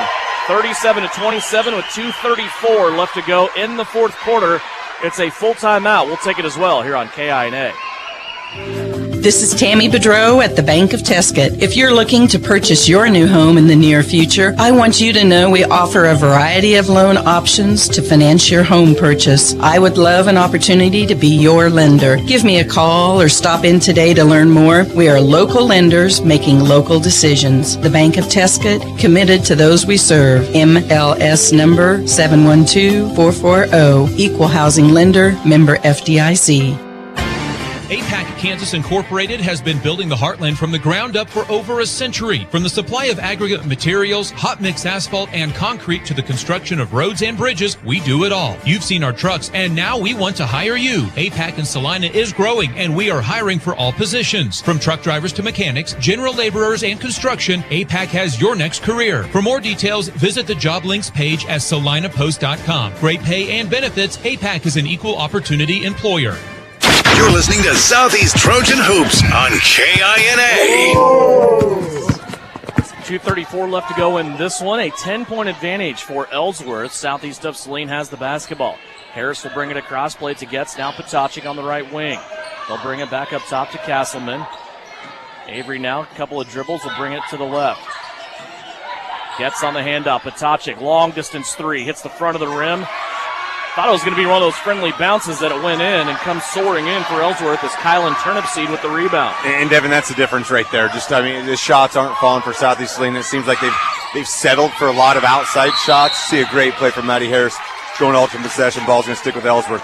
But when the outside shots aren't falling, we've seen that this is the problem with the Southeast offense at times. It then closes down a lot of things inside. A lot of times that inside game opens up the outside game and vice versa. Just hasn't worked out tonight. Ellsworth's done a great job defensively. Yeah, the points in the paint tonight for Southeast of Saline are non-existent. There are none. Here's Ellsworth now with the basketball in a trap. They kick it back out to Turnipseed. Now middle of the floor to Haxton. Haxton, triple threat. Swings it now left. to Peshka. Peshka goes to the corner.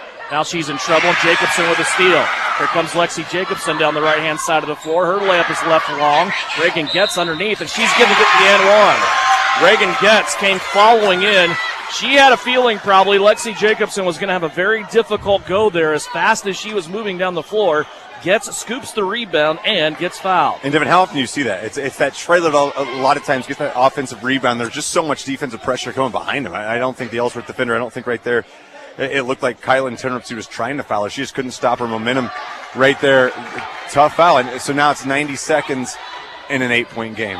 Obviously, huge free throw, then you throw on some pressure and you try to see if things can get weird. Coach Smith forced to take Castleman out because of her 4 fouls. Abba Pearson will come in. Full court pressure here by Southeast of Saline. 1:34 left to go. 37-30 after the Getz 3-point play. Here's Peshka with the ball. Guard hand out, trying to guide away against Brielle Patacic here. Now Peshka curls back around. Almost lost the basketball. Now she's going to pick it up and come back out in front of the scorer's table to Haxton.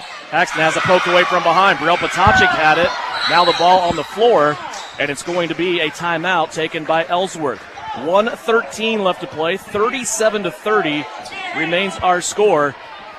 And a weird play there on the ground. Brielle Patacic had it, and I'm not sure that shouldn't have been at least a jump ball or a foul, and the officials let him play through it.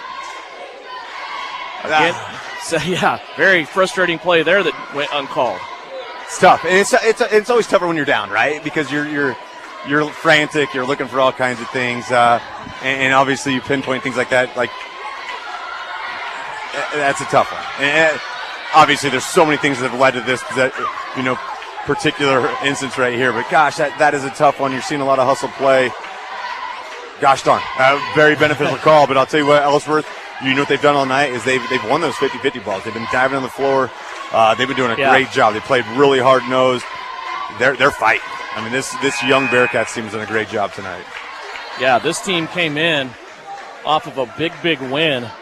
Their last game, they beat Republic County by 21. They also beat Beloit last week by 8.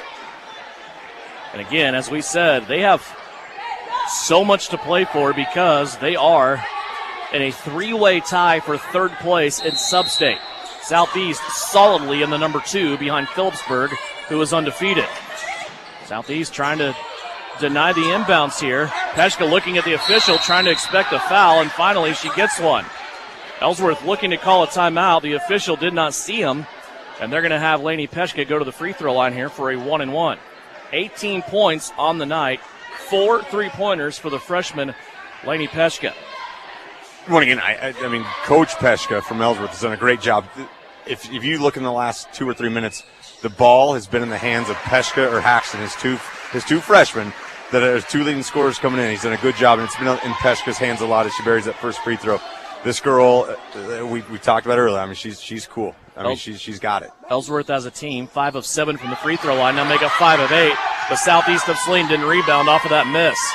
It's a big possession there. Southeast just let slip through their hands.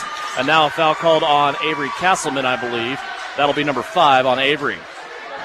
What a good night for Avery. She kept Southeast alive in the second quarter with 8 points in the quarter. She's going to foul out with 12 points, and that hasn't been her MO this season. It's a season high in scoring. She's been the defensive lockdown person, but she really kept Southeast alive in this game back in the second quarter. Peshka with the first free throw, up and good. Yeah, Avery hit huge buckets keeping it. Just the help from everybody else just hasn't been there tonight, and that's, it's one of those things. It hasn't happened many times yet this year, so you're hoping it's not a trend. So you're all right. You just kind of.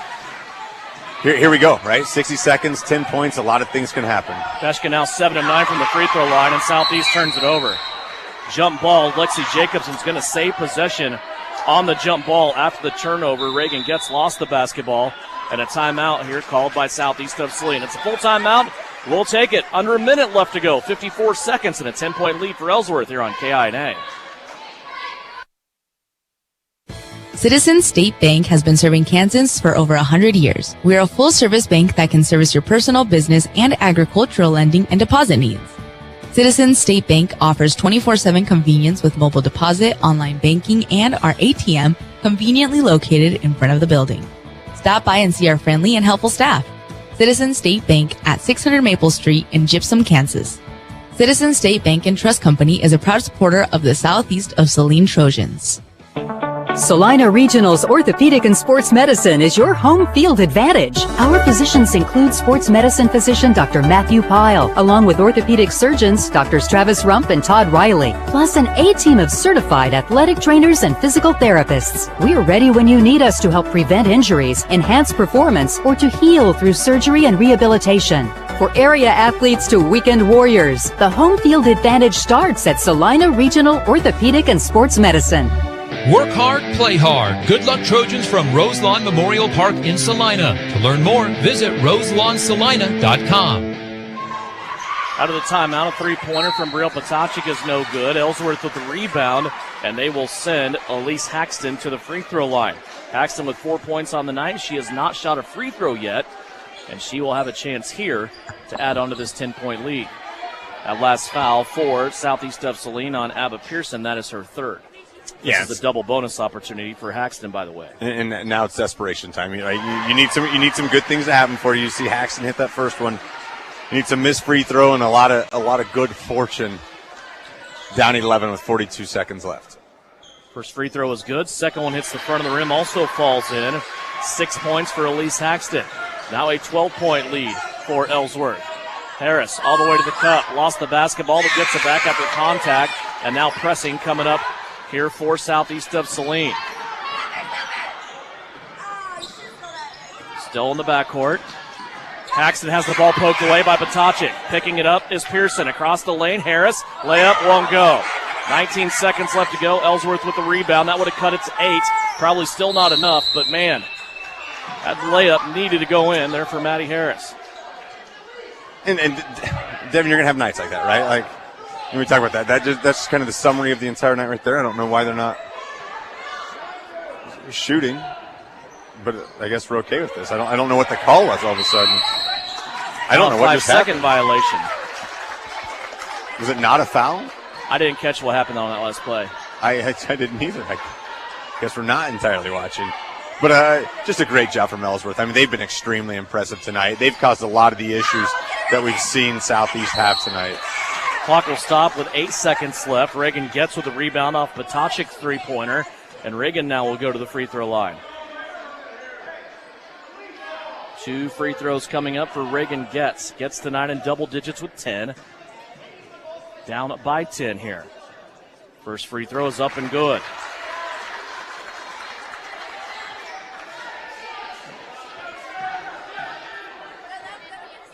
Second free throw on the way. Hits the front of the rim, no good. And the rebound taken in by Lindsley. All Ellsworth has to do is just hold it in the backcourt, and they're going to get the victory here over Southeast of Saline. 42-33, Ellsworth celebrating like they just won the state title. A big upset here for the Bearcats as they are able to get their 11th win of the season. They will move down to 11-7 on the year. In league play, they will move to 6-3. For the Lady Trojans of Southeast of Saline, they will drop to 16-3 on the season. With 1 game remaining, they are now 7-2 in league play. Once again, 42-33, our final score. Ellsworth gets the victory over Southeast of Saline. When we come back on post-game show, brought to you by Commercial Tire Centers, we'll have final numbers of this contest and also a Vernon Jewelers Gym of the Game.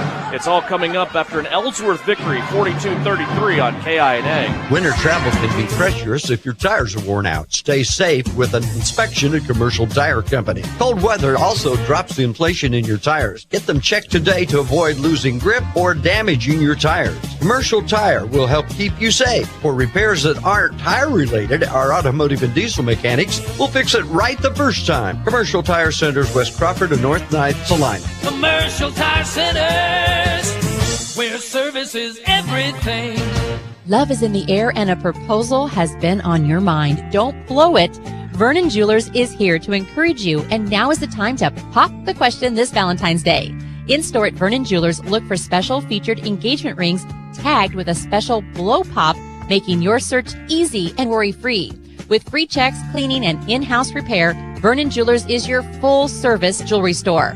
Vernon Jewelers in downtown Salina, where it's the little things that matter since 1884. When does normal acute pain become abnormal chronic pain? Chronic pain can be one of two types, nociceptive and neuropathic. Each type differs based on what causes it, what it feels like, and what treatments may relieve it. Neuropathic pain can often be managed by a therapy called neurostimulation or spinal cord stimulation. If you suffer from chronic pain, ask your primary care physician for a referral to the Saline Pain Clinic. Our pain specialist will discuss the right options to manage your pain. Online at SalinePainClinic.org. Insurance is something we all need in our business, home, car, and life. But do you really understand what's covered? And most importantly, what you are paying for? Hi, this is Rob Carlson in the Salina office of Smart Insurance. Change is good, especially if you haven't looked at your insurance policy lately.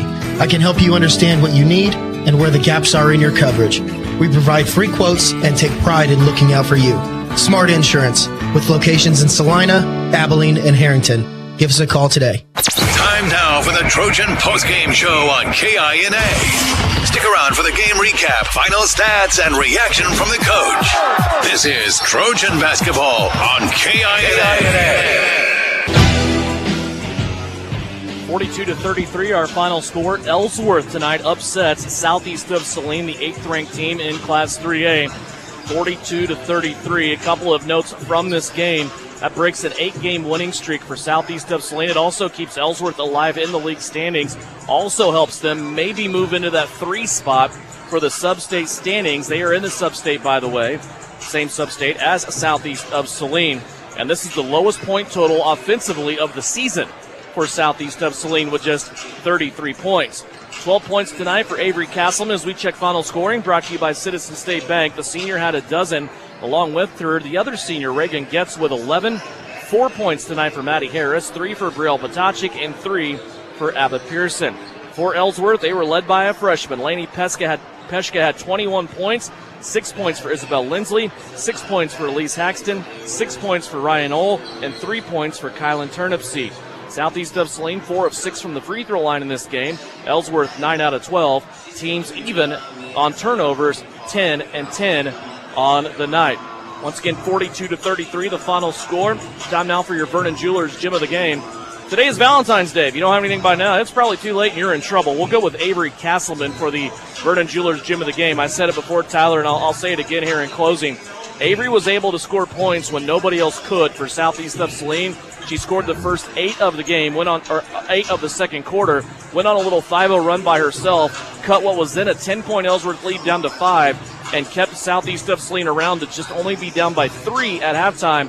But that third quarter tonight was a bear for southeast of Saline as they were outscored 15-7 in the third. Yeah, Devin, it really was. But Avery did great things, from the offensive side that we haven't seen a lot of her this year. And it's one of those things, like this loss, it hurts, right? It's horrible. You had a chance to, I'm not going to say clinch the league, but you had a chance to clinch at least a share of the league title tonight. And it didn't happen. But any loss that doesn't end your season, good coaches will learn from it. All of a sudden, you want to start talking about seedings like you're talking about the sub-state. If you do the math, a 2 and a 3 seed would see each other, before a 1 and a 4. This could very well be a team you see again. You learn from it. I think Shauna Smith would happily toss this ball up again right now and get things going. But give all the credit in the world to Ellsworth. I thought they came out and played so well. They kept Southeast Saline. They made them settle for outside shots. They just packed it in. They did a great job. And the shots weren't falling for Southeast Saline. The 50-50 balls were going to Ellsworth. And Lainey Peshka was something special tonight. And that's a freshman you're going to have to account for the next time, if this matchup happens again. Just a great job from Ellsworth and Coach Peshka, and especially his daughter, Lainey Peshka, the freshman. 42-33, Ellsworth gets the victory. Bearcats now 11-7 on the season. Southeast of Saline drops to 16-3. Time now to turn the corner. Game number 2 of our doubleheader. We have Southeast of Saline guys basketball, and it is coming up next. We will turn the corner, have Bryson Flax along as we get ready for a countdown to tip-off for Southeast of Saline boys basketball, taking on Ellsworth. It's right around the corner here on KINA. Are you looking for a local brokerage firm to help with your Medicare, life insurance, and annuities? L&L Advisors is the #1 local Medicare supplement and insurance specialist. Medicare can be confusing. Let the experts at L&L Advisors help make sense of it. Stop by one of 3 locations in Salina or McPherson and speak to an agent about the needs of your family. L&L Advisors, main office at 717 Roach, right off Crawford, and their second location in the Central Mall in Salina, and a new location in McPherson, based on honesty and trust. Contact L&L Advisors today. Okay, Coach, thank you for your breakdown on your offense and defense. Now here's Lynell Garrettson, your real estate coach for buying and selling. Hi, fans. It's Lynell Garrettson from SalinaHomes.com, and I'm here to coach you up in your real estate game plan. Now is a great time to list your house, land, or investment. Or if you're in the buying mood, I'd love to help you find just the right real estate opportunity for you. And as always, go Trojans. Buy or sell, call Lynell at SalinaHomes.com. Time now to look forward to game number 2 of our doubleheader. It's coming up in just a little bit. It's the guys' turn. Southeast of Saline taking on the Ellsworth Bearcats. Before we talk about that matchup, let's look back to last night. A big victory on your home floor. Bryson Flax, 74-48. You get the big victory over the Ellenwood Eagles. I know we talked about it a little bit after the game, but just I was thinking back on the schedule, and I know you've played some good teams. I don't want to show anybody any disrespect, but really since Hugoton, you haven't had a test. Last night, you kind of knew that this would be a test with a very good scorer in Britt Dutton coming in, an undefeated Ellenwood team coming in, and boy, I think this is the game that you guys needed. Yeah, definitely. You know, I thought we were especially good defensively. People look at the box score, and we gave up 30 to Dutton, but I'm telling you, he had to earn those. You know, I thought no matter if it was Luke or Drake or Danny or we switched and Eli was guarding him or Nakari, everybody who had a chance to guard him was really good. And then we were also good off ball. You know, offensively, it was what we needed in terms of, you know, our what I call our 5, 6, 7 guy, Danny, Kaysen, Drew. Those guys were able to hit some shots, which we desperately need. Yeah, defense all night long was extremely good. It just seemed like you can never predict some of the moves that a player like him is going to make. I remember one time Dutton came down the floor, went between his legs, turned it into a spin move, but yet you still had somebody there defensively after he got by the primary defender, turned into a quick double team on him. Things like that where you can't predict that type of ball handler, but yet you're still in the area and you still have help available. Speaks a lot to your team defense. Yeah, definitely. And, you know, it's we've been working on it for 2 years, you know what I mean? And I feel like it's just getting where it needs to be. And our guys understands that they have to value these defensive possessions and be in the right spots because, you know, they can make or break a season essentially in one game, you know, here in a couple weeks.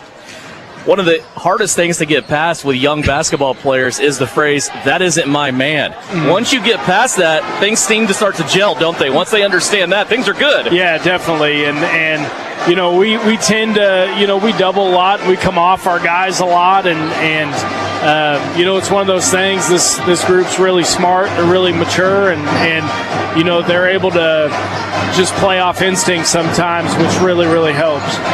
I know everything is fun when you're going up and down the floor, you're scoring points, you're pushing 75, and it's a good night in the gym. But now when you got to turn around, you go back on the road. Again, we talked about a long week with everything going on consecutively since Friday night when you're in Minneapolis, a long weekend. Any concerns tonight about the guys' legs and how you might start here tonight? No, I think we're okay because, you know, typically after we play, we get after it in practice again, you know. So I'm hoping that there's enough you know, unison in that we'll be all right. But you know, we got to stay locked in. You know, this is a team that can score. They can try and muddy it up. They can do a lot of different things. You know, and if we're not ready to play, you know, we'll be in for a long night in here. It seemed like early on when you played these guys, it wasn't that long ago, it was just at the end of January, you struggled a little bit and got off to a slow start because of what they were doing with their zone. How much have you worked on that? Well, we haven't worked that much at all, you know. But to that, you know, our guys have seen it. It took us a while to get into what we were getting into. Once we've kind of figured it out and settled in, I thought we were pretty good. But it comes back down to, you know, we're going to be in the right spots. Can we hit the shots? You know, and I'm hoping we can. You've seen a lot of zone this season. Is their zone similar to somebody else's that you've seen? No, I mean, the issue the thing with their zone is they got what I think their most athletic player, Cravens, and they kind of flip-flop them. Sometimes they'll play them on the right, sometimes they'll play them on the left. There's no rhyme or reason to what they're doing there. And so, we set up everything on our right side. And so, it might not be a bad look to set it up on the left side and get away from some of that athleticism and take him out defensively. Back-to-back nights here for your guys. What do you want to see most out of your Trojans? Just go compete. Yeah. Just get after it. And, because later on this year, we're going to have to play back-to-back if we want to win games we want to win. So, absolutely, we're here for it. Good luck. We'll talk to you after the game. Thanks, Devin. Bryson Flax, he's the head coach of Southeast of Saline's Trojans. His guys tonight try to go back-to-back on a Monday and Tuesday and get a couple of wins. Last night it was against Illinois. Tonight they will try it against the Ellsworth Bearcats. Winter travel can be treacherous if your tires are worn out. Stay safe with an inspection at Commercial Tire Company. Cold weather also drops the inflation in your tires. Get them checked today to avoid losing grip or damaging your tires. Commercial Tire will help keep you safe. For repairs that aren't tire-related, our automotive and diesel mechanics will fix it right the first time. Commercial Tire Centers, West Crawford and North Ninth, Saline. Commercial Tire Centers, where service is everything.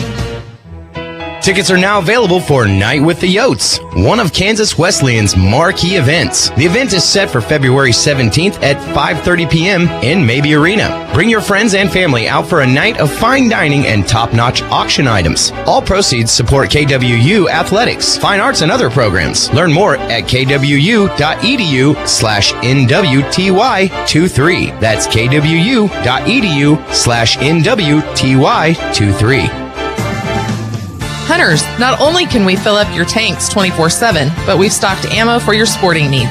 Our wide variety will get you stocked up. We have new orders coming every week. Whether it's opening day or to shoot clay, we've got what you're looking for. We have the largest selection of ammunition in southern Saline County. During regular business hours, you can get your favorite pizza and snacks to have enough energy to win the day. Asaria Oil and Hardware, located in Asaria at the corner of Center and Main. We'll fill you up. Frisbee Construction is a service organization for the commercial grain industry dedicated to giving you the best in planning, the best in quality, and the best of workmanship, and overall the best value for your dollar since 1949. Frisbee Construction specializes in new construction as well as remodel and repair of grain handling facilities throughout the Midwest. Frisbee Construction Company in Gypsum has emergency crews available as needed. For more information, go to frisbeeinc.com. Maybe you don't play quarterback or make the highlight reel. Maybe you're not a high school athlete anymore. But just like an athlete, you can get first-class orthopedic care from Saline Ortho. Their doctors and staff strive to get you back to an injury-free, pain-free life as quickly as possible. Saline Ortho has a doctor on call 24/7 for all orthopedic injuries. So next time you're injured, trust the experts at Saline Ortho. Your voice, your choice, past, present, and future. See them online at salineortho.com. At home or on the road, K4 Garage will keep you moving.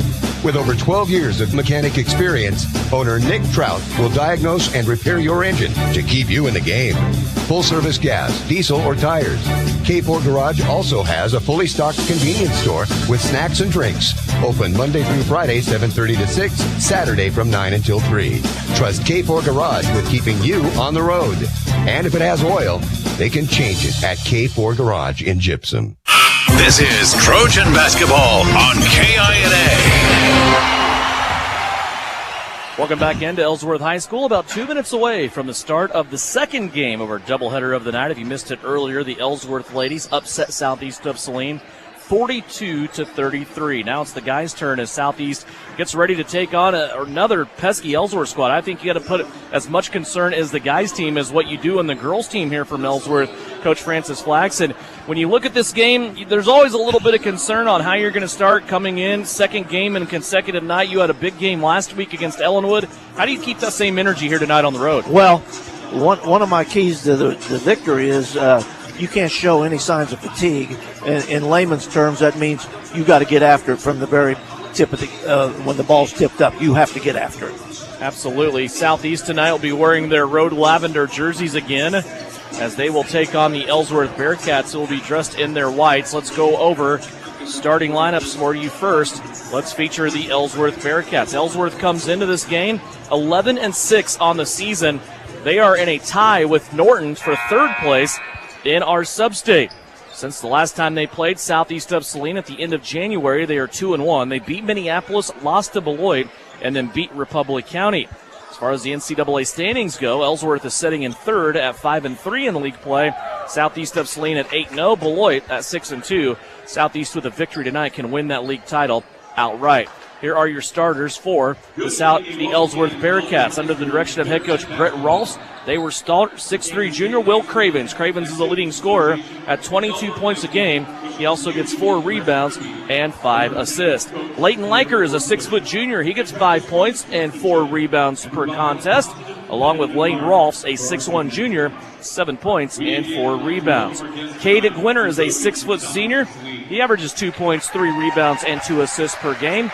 And Riley Stone rounds out the starters. 6'3 junior for Ellsworth, averages 13 points a game and 6 rebounds. Once again, the head coach for Ellsworth in his first season is Brett Rolfs. For Southeast of Saline, under the direction of Bryson Flax, assisted by Trent Douglas and Joe Ross, they come in 17-1 on the year. They're 8-1 in league play, and a big victory last night on their home floor against the undefeated Ellenwood Eagles from Class 2A.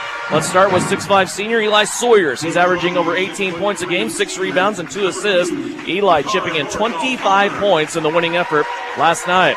Nakari Morikel Palmer is a 6'3 senior. He's averaging 14 points a game. He's also the team's leading rebounder, leading assist getter, and leads in steals.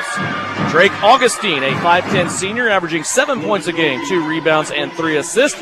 Rounding out 4 seniors, Luke Gebhardt, the 6'1 senior, 7 points a game, 3.5 rebounds, 3 assists. He had 15 last night in the winning effort. And Daniel Kerr, a season-high 11 points for him last night, the 6' junior, 3.5 points per game, also a rebound and an assist per contest. Talked about the big victory last night over an undefeated Ellenwood squad. Your keys to success tonight for Southeast to make it 2 in a row this week. Well, I gave you one. When the ball's tipped up, we've got to get after it. And, of course, Ellsworth's going to set back in that zone.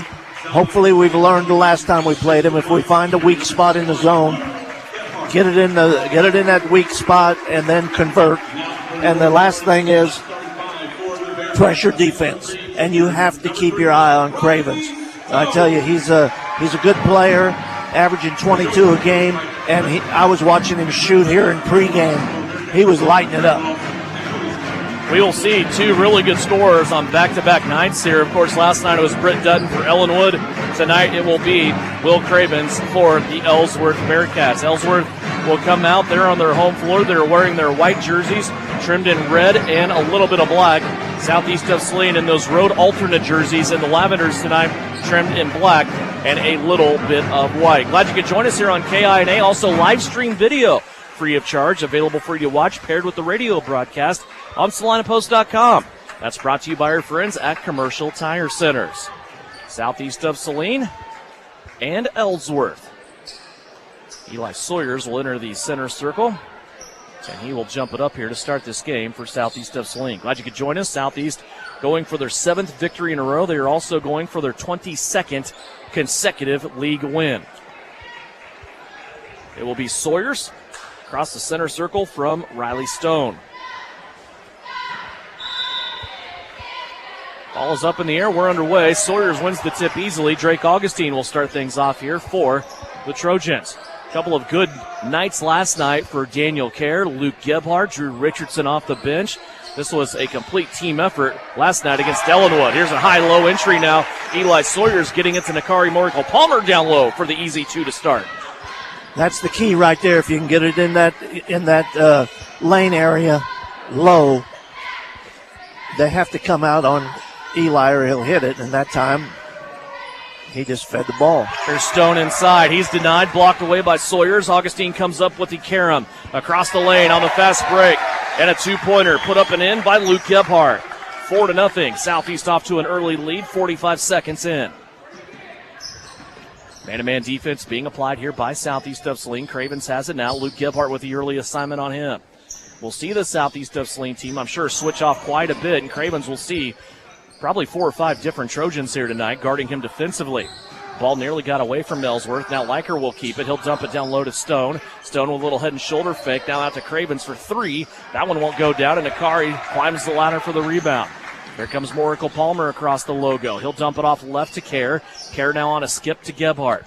Gebhardt wearing the black tights tonight underneath his lavender shorts.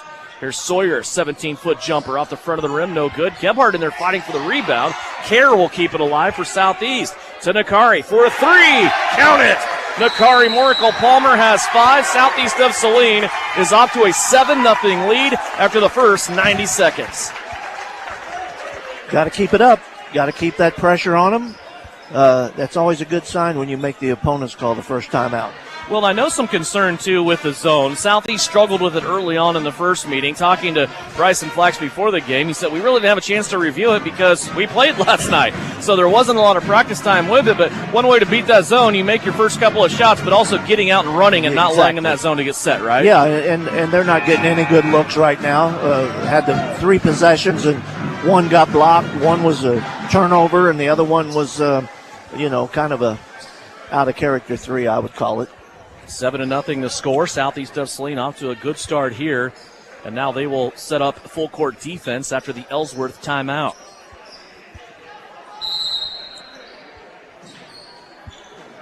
Lane Ross set to inbounds, gets it into Cravens. Now back to Ross as he will bring it across the center stripe. Rolfs wanting to set offense here.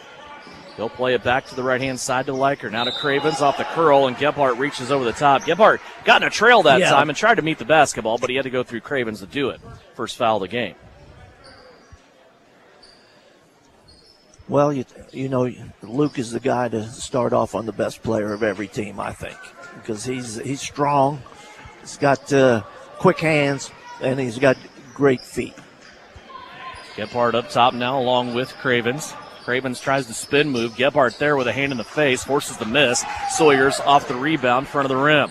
Sawyers will leave it off now to Daniel Kerr. Skip pass over the top of the defense. Gebhardt will try the 3, and he gets the 3.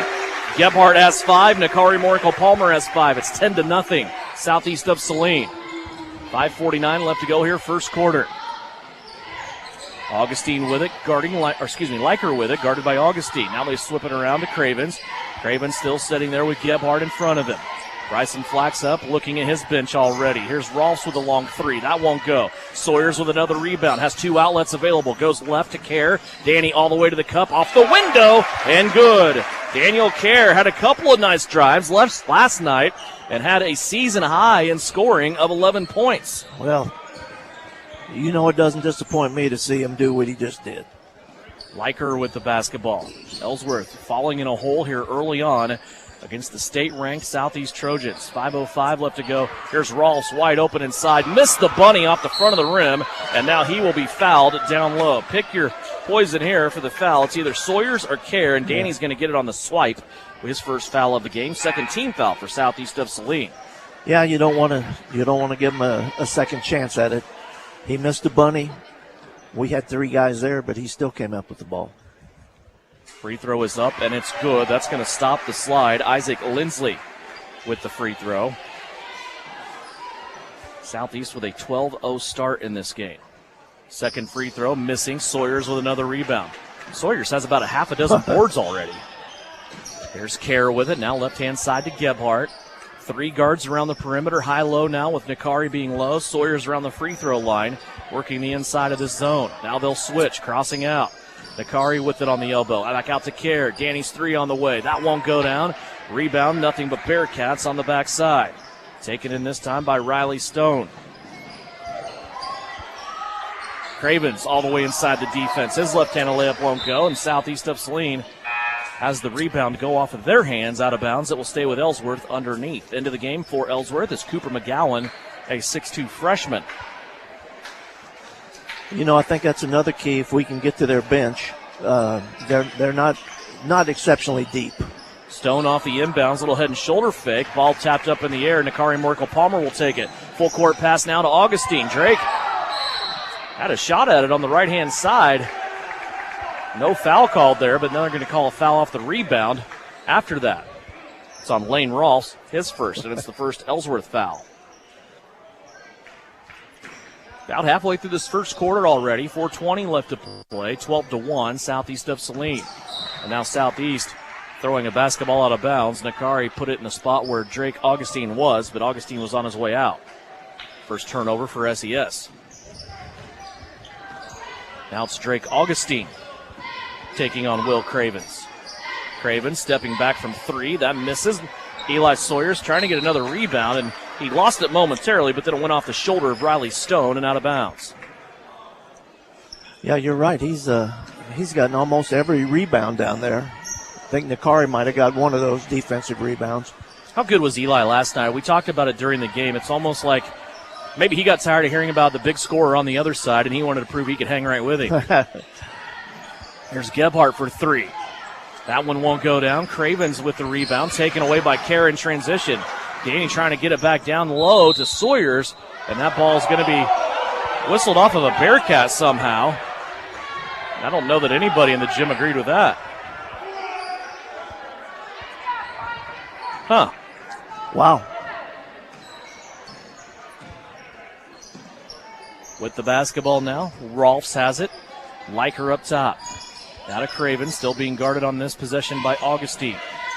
3:20 left to play here in this first quarter. Liker springs free. Gebhardt came off to try to get a steal from behind on Cravens. And a shot put up. Now Daniel Kerr with the rebound. Long pass up the floor to Sawyers. He goes all the way to the cup, and a leaner goes up and in. Eli Sawyers, his first basket of the night. 14-1 the score. Rebound and get it up the court. That's the name of our game. We're at our best when we're running. And a new line of Trojans waiting at the scores table to check in. There's three of them as we go under 3 minutes left to play here in the first quarter. Craven's inside, and a foul will be called reaching in. I think they got Augustine on the wrist there. And it is. We'll go against Drake Augustine. That is his first. And it was a delayed call. Yes, very much so. Yeah. I mean, if you're going to call the foul on him, call him when he fouls him, not after the kid makes another move. Now, we see that more and more with the ball sitting on the rim or bouncing on the rim and the officials waiting to see if the ball goes in or not. But that was a play on the floor with the ball down there as well. Kason Lilly is checked in. Here's a steal now by Eli Sawyers. He goes all the way to the cup and gets hacked as Isaac Lindsley, not going to be on a poster of Eli Sawyers anytime soon, prevents what might have been a highlight play. Foul on Lindsley is his first. As I was saying, Kason Lilly is checked in. Drew Richardson and Caden Isaacson have come with him. Now Nakari Merkel Palmer and Eli Sawyers will stay on the floor. Sawyers with two free throws. First one is up and goes all the way around the inside of the rim and falls out. Got to hit those free throws throughout the game.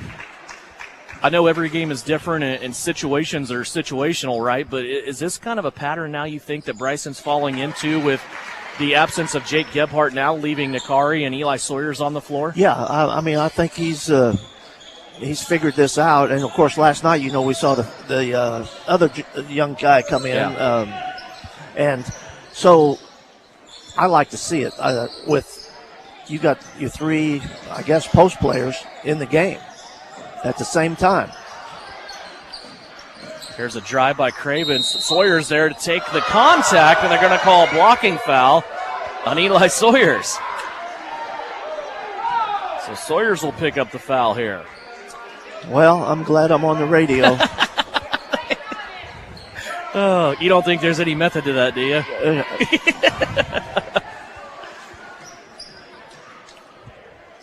First foul on Sawyers. Free throws coming up for Cravens.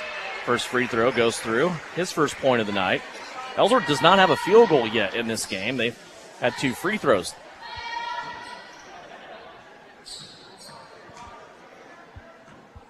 Second free throw by Cravens goes through as well. Two free throws for Will Cravens.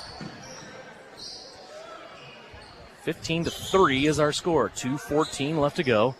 Kason Lilly with it on the right-hand wing. Has Caden Isaacson short corner. In front of him, Eli Sawyers. Kason will give it up. Now go back inside to Sawyers. Back out to Lilly. Three-pointer on the way. In and out, no good. Rebound up top. Being batted around. Now it's going to be taken in by Drew Richardson. His floater goes through the cords.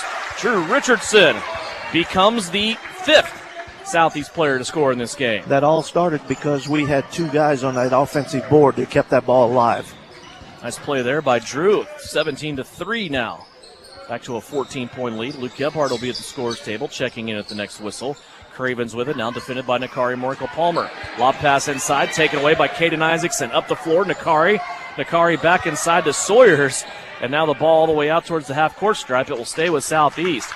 That was probably an underestimated play right there that happened between Sawyers and Nakari. Nakari had it, kind of glanced up, saw he's too far underneath the board. Well, then comes Eli right down the center of the paint. There's Sawyers now on a fadeaway from 15. That's no good. Caden again ripping a rebound out from Ellsworth. Over to the right-hand side, Nakari for three. Count it! Nakari Morkel-Palmer has 2 long-distance daggers in this first quarter. Now has a total of 8, and Southeast leads by 17. 20-3, inside a minute left to go, first quarter. Cravens up top. Yo-yo dribble, back and forth, guarded by Kason Lilly. That's the 4th Southeast player that has guarded him tonight. Cravens now holding triple threat. Goes back to the right to Rolfs. He will shoot way out there and obviously too far out of his range as it goes an air ball out of bounds. Well, we're nearing the end of the first quarter. Can we hold Ellsworth without a field goal? That's about the longest I think I've seen this year. 20-3, yeah. Gebhardt has it on the right-hand side. Short corner now to Isaacson. Caden surveying. Goes back inside now to Sawyers. Sawyers turnaround after starting right. Now comes back to the middle of the lane.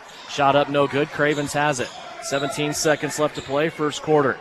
Cravens is going to walk it up the floor here, and he'll be met by Luke Gebhardt at midcourt. Clock down to 9.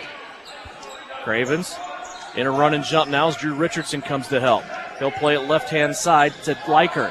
Here's a leaner now and a shot put up at the buzzer and in for Riley Stone. First field goal of the game for Ellsworth at the buzzer. 20-5, Southeast of Saline leads it at the end of 1. Back with more Trojan basketball after this on KINA. Insurance is something we all need in our business, home, car, and life. But do you really understand what's covered? And most importantly, what you are paying for? Hi, this is Rob Carlson in the Salina office of Smart Insurance. Change is good, especially if you haven't looked at your insurance policy lately. I can help you understand what you need and where the gaps are in your coverage. We provide free quotes and take pride in looking out for you. Smart Insurance, with locations in Salina, Abilene, and Harrington. Give us a call today. Winter travel can be treacherous if your tires are worn out. Stay safe with an inspection at Commercial Tire Company. Cold weather also drops the inflation in your tires. Get them checked today to avoid losing grip or damaging your tires. Commercial Tire will help keep you safe. For repairs that aren't tire-related, our automotive and diesel mechanics will fix it right the first time. Commercial Tire Centers, West Crawford and North 9th, Saline. Commercial Tire Centers, where service is everything. This is Trojan basketball on KINA. 20-5, our score at the end of 1. Southeast of Saline's defense allowing the first field goal of the first quarter. Right there at the end, they went 7:59 without giving up a field goal. Right before the end of the quarter there, where Riley Stone scored 2. And now a dump off to the left-hand side, and Lane Rolfs will get his first 2-pointer of the night. Back-to-back buckets now by Ellsworth around the break. 20-7. 7:30 left to go, just underway here second quarter. You can watch live stream video on SalinaPost.com free of charge. Thanks to Commercial Tire Center. Lob pass inside off the drive. Gebhardt leaves it up high for Caden Isaacson, who gets his first 2. 22-7. Rolfs with it near the timeline. He's being guarded closely by Kason Lilly. Now they'll dump it off to Cravens. Cravens testing Gebhardt. Gebhardt there, though, within arm's reach. Ball in the corner. Isaac Lindsley with it. Lindsley in a trap, in trouble. Nearly stolen away by Richardson. It is poked away. Isaacson ends up with it. Look out, here comes Caden on a finger roll off the window. Is good. Back-to-back buckets by Caden Isaacson to start the second quarter for Southeast of Saline. It was a heck of a trap we had in the corner there, and that kid had nowhere to go with it. Caden could cover some floor for a big dude, can he? He went right up the court there. Here's a poke now by Sawyers. Loose ball on the floor. He'll pick it up the floor to Kason Lilly for the right-handed layup. That's good. Kason Lilly gets in the scoring column. Now a near steal by Gebhardt. He ends up in the crowd. Cravens brings it across. Ellsworth with a brief 5-on-4, but here comes Gebhardt now sprinting back on defense. He pokes the ball away from Stone. Loose ball, Richardson. It rolls to Gebhardt. Here comes Luke. Luke on the left-hand side, a little back-and-forth crossover move all the way to the cup. Can't get it to go. Isaacson keeps it alive, but Gebhardt got a touch while still standing on the baseline. Back into the game for Ellsworth. Leighton Liker returns. Also freshman Cooper McGowan. Back in for Southeast of Saline, Daniel Kerr, along with Nakari Morico-Palmer and Drake Augustine. They will join Kason Lilly and Luke Gebhardt, who stays on the court. 19-point advantage for Southeast of Saline, 26-7. Well, you saw our subs come in and do their job. And I mean, did it well. Absolutely. That was something you and I talked quite a bit about last night. Some guys starting to rise to the occasion now. We're getting in that time of year where everyone on the roster is going to be needed. And, boy, we saw a full team effort last night. Here's Stone inside, took a couple of jab steps trying to get around Nakari. Finally got some separation with the shoulder and a foul called here on Nakari Morico-Palmer for his first foul of the night. You know, Devin, I don't remember the scoreboard or the book after the game against Ellsworth the first time, but I know Stone was he did well in that game. Yeah, he did. He's a nice player, just a junior, 6'3". His first free throw here is up and no good.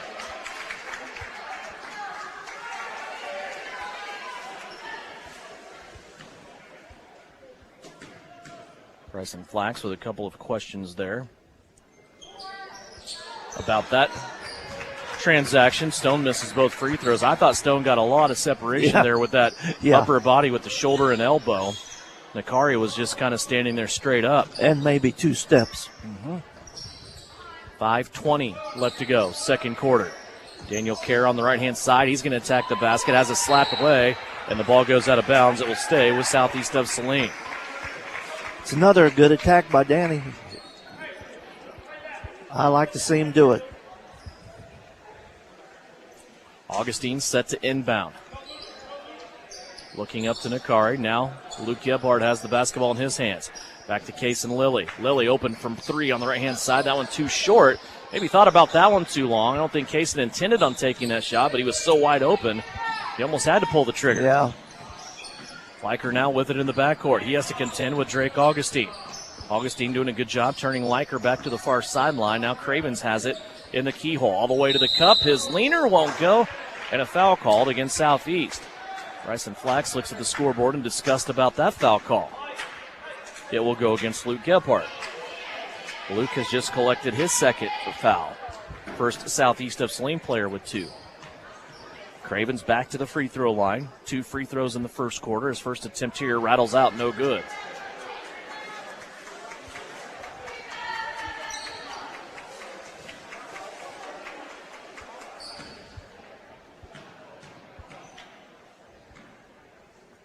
Second free throw on the way.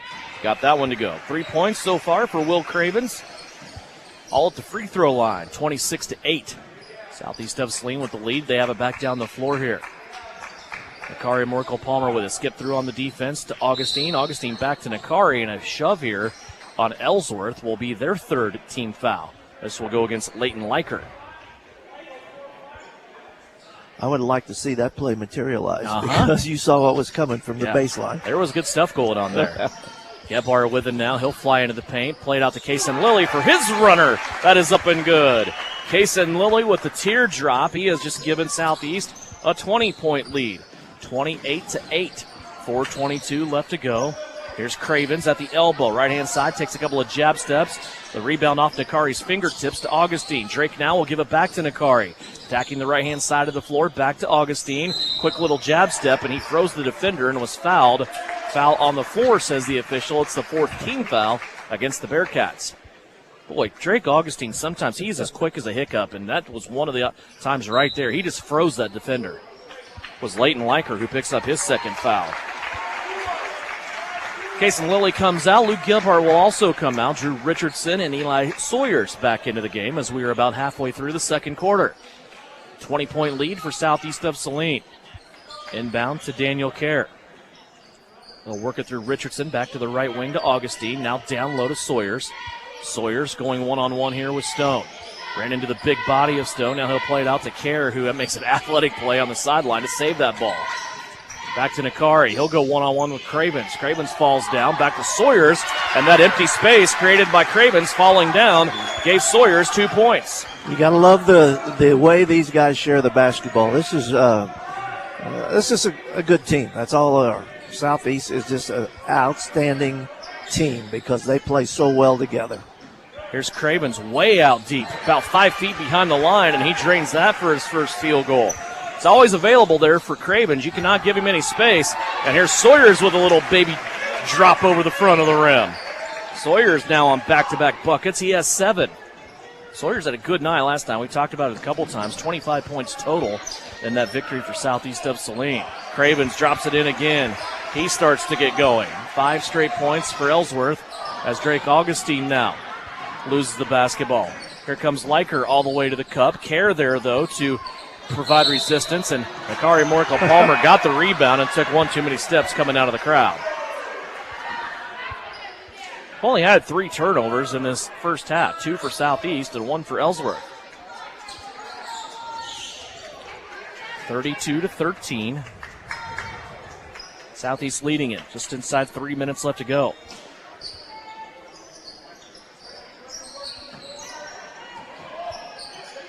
Trap for Southeast. Rolfs will help. Lindsley get out of the corner. Now to Cravens over on the right-hand side. He'll unleash it again. Long distance, that won't go. Daniel Kerr with the rebound, and Kerr is fouled. Ellsworth collects their 5th team foul. Looks like they're going to give this one to Isaac Lindsley, his 2nd.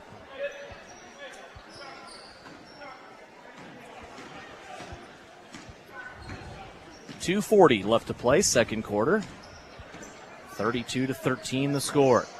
Southeast of Saline, high screen here. Richardson for Nakari. Now to Sawyers. He'll square up the 3. That misses badly off the left-hand side, and the rebound taken in by Lane Rolfs. Here comes Rolfs up the right-hand side of the floor. Probably could have got something better, but I think the coach lives with some of that because of all the things those guys can do. Here's Cravens. He drew the attention of 2 different Trojans. Now another long-distance look here by Rolfs. That one misses too. Now the rebound smacked around, and Nakari is going to clear it for Southeast of Saline.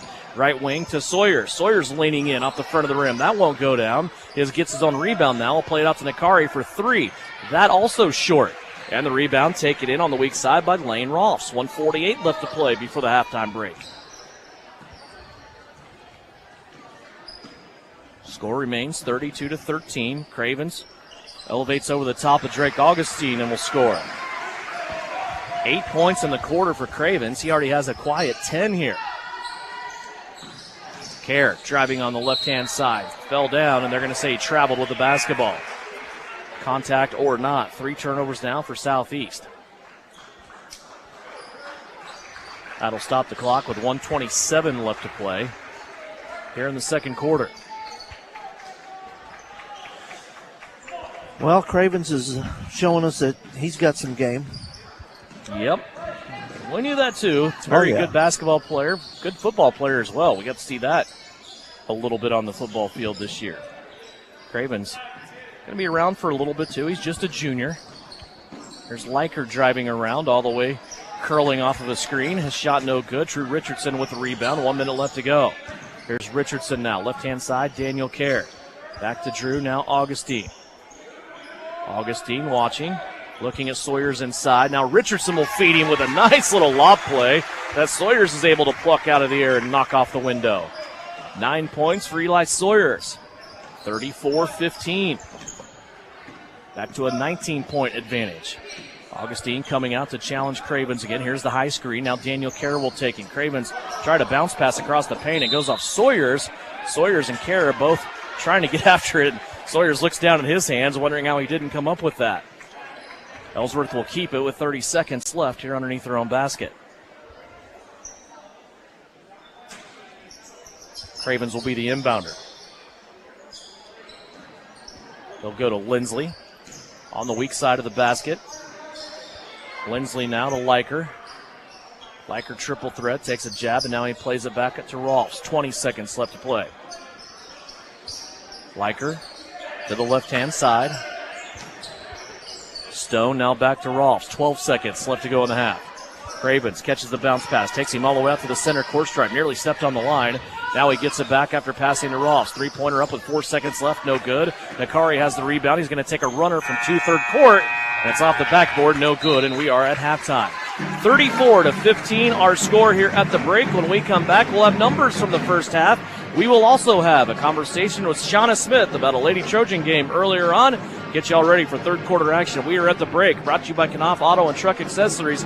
34-15. Southeast of Saline leads it here at halftime on KINA. Knauf Auto and Truck Accessories. Everything to bling out your ride in one place, including top quality lift kits, wheels and tires, bumpers, Jeep accessories, fender flares, bed covers, bed liners, step bars, even custom painting. Knauf Auto is the and soil dealer and has many synthetics and filters in stock. Visit Knauf Auto on Facebook for specials, great ideas, and let them make your truck stick out in a crowd.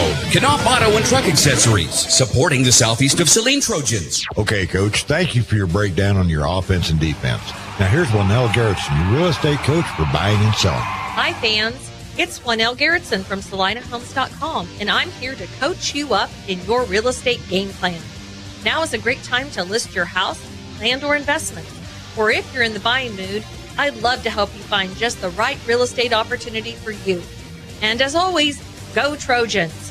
Buy or sell, call Lynell at SalinaHomes.com. This is the Trojan Halftime Report. Coming up, a first half recap. Shot at the horn! Stats, interviews, and a look at other area games. Now, let's get back to the gym for Trojan Halftime on KINA. Halftime of the boys contest, Southeast of Saline off to a fast start. They led 12-0 early on, now leading 34-15 at the break. Time now to look back on the first game of the night as Southeast of Saline's Ladies Trojans. And they took a loss tonight to Ellsworth, 42-33. Coach Shauna Smith joins us now. And Coach, I think we all knew it would be a monumental task coming in, playing on back-to-back nights. And this way, the Ellsworth came out and played you tonight. It was a lot like, it reminded me a little bit of the Minneapolis game the first time around, right? A lot of 50-50 balls. Everything was a challenge for you. Points in the paint really non-existent for you tonight. What were your thoughts about this contest and how it went for you? It's really, I'll be honest with you, after that first quarter, I didn't have a good feeling. Things didn't go our way the whole time that first quarter, and I thought maybe we'd somehow get out of it. We went in the halftime only down by 3, so I thought, maybe second half will come around, and we just never really had anybody step up and really just make consistent shots. We did make a shot inside all night, really, around the rim. But that's just, you have those nights. I said, I don't think defensively we're necessarily poor. We just couldn't throw in the ocean tonight. Yeah, and it was one of those dogfight type of games. There was a lot of contact allowed. There was a lot of screening action on the inside that you had to fight through all night long. A couple of got called moving screens, but a lot of them didn't. And I thought really when you guys started to make your push and you got to the second half, you were only down by 3 at halftime, but the subs just kept coming off the bench for Ellsworth. They clearly had you out-mannered bench play. Let's go back to the start of this game, though. You get off to a slow start, still kind of there. You're down by 8 at the end of the first quarter. How about Avery Castleman did a really good job offensively, kind of finding her shots and keeping you guys alive and able to get in it. Your defense took over in the second quarter, along with her scoring, as you said, just a 3-point game at the break. Yeah, and I'm going to be honest, it just was. It was like I kept thinking we're going to get a break because we got a couple steals and we go up and then we get an offensive rebound. We couldn't convert anything inside, and so I don't know. It's just one of those games that nothing went our way, and nothing went our way for 32 minutes, basically. Yeah, and I know you will be the last person to make mistakes, but I'm also a realist. When you look at the week that went in, a game on Friday night, school dance on Saturday, Super Bowl on Sunday, a game last night, sooner or later that will catch up to you. And I know the kids are used to playing a lot of games, but you made the comment this is good training for later on in the season. It's not going to be that far away. You're going to have to play back-to-back nights to get through a sub-state or even a state tournament. So what do you learn from this game? How do you move on now? You have a week now that you don't have a game until next Tuesday. Yeah, and we're going to take the day off tomorrow. I told them tomorrow is a good recovery day. We need to, cover, because they said now, we're in that long stretch of the season, and I told them what the good thing about it is tonight is that our season's not over. You take a loss, and just, after next week, you lose and you're done. So we need to get a good recovery in and come back and fine-tune some things for Republic County next week, and then our first round of sub-state, and because our sub-state's loaded. Yeah. Our first round game is locked in with Beloit, and they're not just a gimme game. They're a number 7 team. They have some weapons on their team. When you look at the schedule through the next week, and it's kind of weird, and I know we were in this position last year, you don't play on Friday night. You have a game a week from tonight at home, but then you don't play until the following week when sub-state starts. So really you could make the argument you have about 2 weeks here with just one game in that 2-week time. What do you do here running practice-wise? Do you kind of fine-tune some things? Do you install some new sets? I mean, what do you do practice schedule-wise? Like I said, we're going to take tomorrow off just to do some things, and then Thursday, Friday, we'll come back and, offensively, we're just going to shoot the ball here. We got to do some things differently, and we'll fine-tune some offense stuff. Like I said, I didn't think tonight we did a very good job of, we went back to our, right after Christmas kind of things, like when we screened, we did some things, we only went halfway. I didn't feel like we were getting to things very quickly. Everything was just kind of slow, and, that does take a toll on you from everything you said that this week's happened this week. Just from being the Super Bowl and last night playing and whatever. But at some point you gotta just, gotta play through that, the tiredness and whatever. And then, like I said, our bench, I keep telling them, our bench, we gotta get some things from our bench, because I said we're 5 kids. There's not gonna get it done for us. They kept bringing, like you said, more and more kids off the bench. We gotta get some production from our bench. Yeah, you were solidly still in the 2nd seed for Sub-State. Phillipsburg, they won big tonight again, so they are clearly going to have the number 1 seed. And you go into that Sub-State and you just kind of look up and down. As you said, there's no give-me's in that. It doesn't really matter who you're playing. You're going to play a tough team. You're fortunate enough to have that first-round game at home, though, aren't you? Yeah, that's always an advantage, whatever. And, we've already beat Beloit twice, but it always says it. We beat them the other night, but it's hard to beat somebody 3 times, especially an elite team that knows you inside and out. And like especially, and I said, I don't know if it's good or bad not to play for this long. I don't. Part of me thinks with the group I have this year, we need that recovery period here to just kind of rest our bodies and kind of get back into it. Okay, well, we will talk to you a week from tonight. It'll be senior night. You have a couple of seniors that we will focus on then. I will talk to you in 7 days from Southeast of Saline. Okay, thank you. Shauna Smith, head coach of the Southeast of Saline Lady Trojans. Her girls tonight take a loss here on the road, 42-33. Ellsworth came out and they held Southeast of Saline to their lowest point total of the season. Southeast, though, 16-3 on the year. They are 7-2 in league play. Nothing out of reach now for Southeast that they have wanted to do so far this season. They still have a chance to get a piece of the league title and also that 2nd seed for the sub-state coming up. That action will start in about 2 weeks. Here at halftime, 34-15. We'll take a 90-second timeout. Tell you how Southeast of Saline got this big lead. That's coming up here on KINA. Winter travel can be treacherous if your tires are worn out. Stay safe with an inspection at Commercial Tire Company. Cold weather also drops the inflation in your tires. Get them checked today to avoid losing grip or damaging your tires. Commercial Tire will help keep you safe. For repairs that aren't tire-related, our automotive and diesel mechanics will fix it right the first time. Commercial Tire Centers, West Crawford and North Ninth, Saline. Commercial Tire Centers, where service is everything. Suburban Appliance Center is your official dealer for Traeger grills. Check out this 6-in-1 versatile unit that grills, bakes, smokes, roasts, braces, and barbecues. Suburban is your exclusive dealer for the Traeger Timberline series, and they have your Traeger spices too. Suburban Appliance Center, they are locally owned and they offer appliance brands like Amana, KitchenAid, Whirlpool, and of course Maytag. Suburban also offers exceptional service. Suburban Appliance Center, 1900 South 9th. Hunters, don't miss the 2023 Whitetail Summit. This is an opportunity to hear from some of the most highly regarded experts in the whitetail management field. Our event will feature Dr. Bronson Strickland from Mississippi State University and Don Higgins, founder of Real World Wildlife and co-host of the Chasing Giants podcast, as well as Wes Delks, a Higgins outdoor consultant. This event will include a meal and exclusive show specials from our sponsors. Doors open at 9:30 a.m. Saturday, February 18th at the Tony's Pizza Event Center. Go to phillipseed.com for more details. You're listening to Southeast of Saline Hoops on KINA. Back here at halftime, let's go over numbers from the first half. Tell you how Southeast of Saline got to a 34-15 lead. Scoring-wise, Eli Sawyers with 9, Nakari Morikel-Palmer with 8, Luke Gebhardt with 5, 4 points for Kason Lilly and Caden Isaacson, 2 points for Daniel Kerr, and 2 points for Drew Richardson. Will Cravens has 10 to lead the Bearcats, 2 for Lane Ross, 2 for Riley Stone, 1 for Isaac Lindsley. Southeast of Saline, 1 of 2 from the free throw line. Ellsworth is 4 out of 8. Southeast committed 3 turnovers. Ellsworth committed just 2 turnovers. Scores on the Bennington State Bank scoreboard. Hayes tonight in girls play beat Abilene 52-23. Chapman, though, with a big win on the road. They beat Rock Creek 51-43. Coach, after the first 2 quarters, what do you think? Just keep it rolling? Yeah, just keep it rolling. It's a kind of a mirror image of last night's game as far as the scoring goes. One guy's doing all the scoring for the opponent, and they have to have some help. These good players, if they just have to have some help, they can't do it all by themselves. Underway, third quarter. Southeast of Saline with a 19-point advantage. They start out with the basketball. Gebhardt has it. Now to Nakari Morikel-Palmer, open for 3 on the left wing, and he knocks it in. Third three-pointer of the night for Nakari.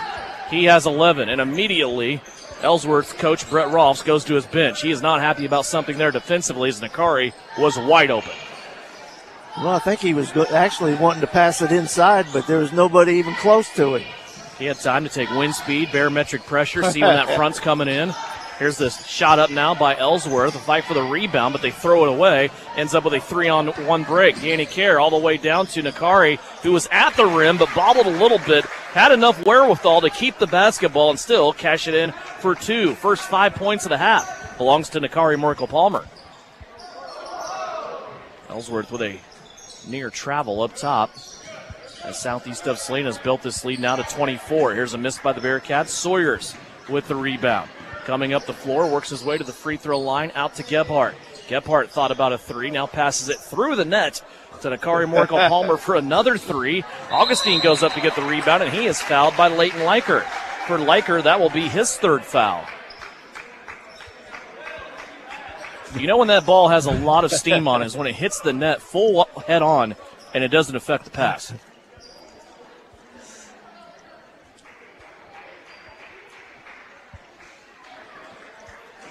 Augustine with it.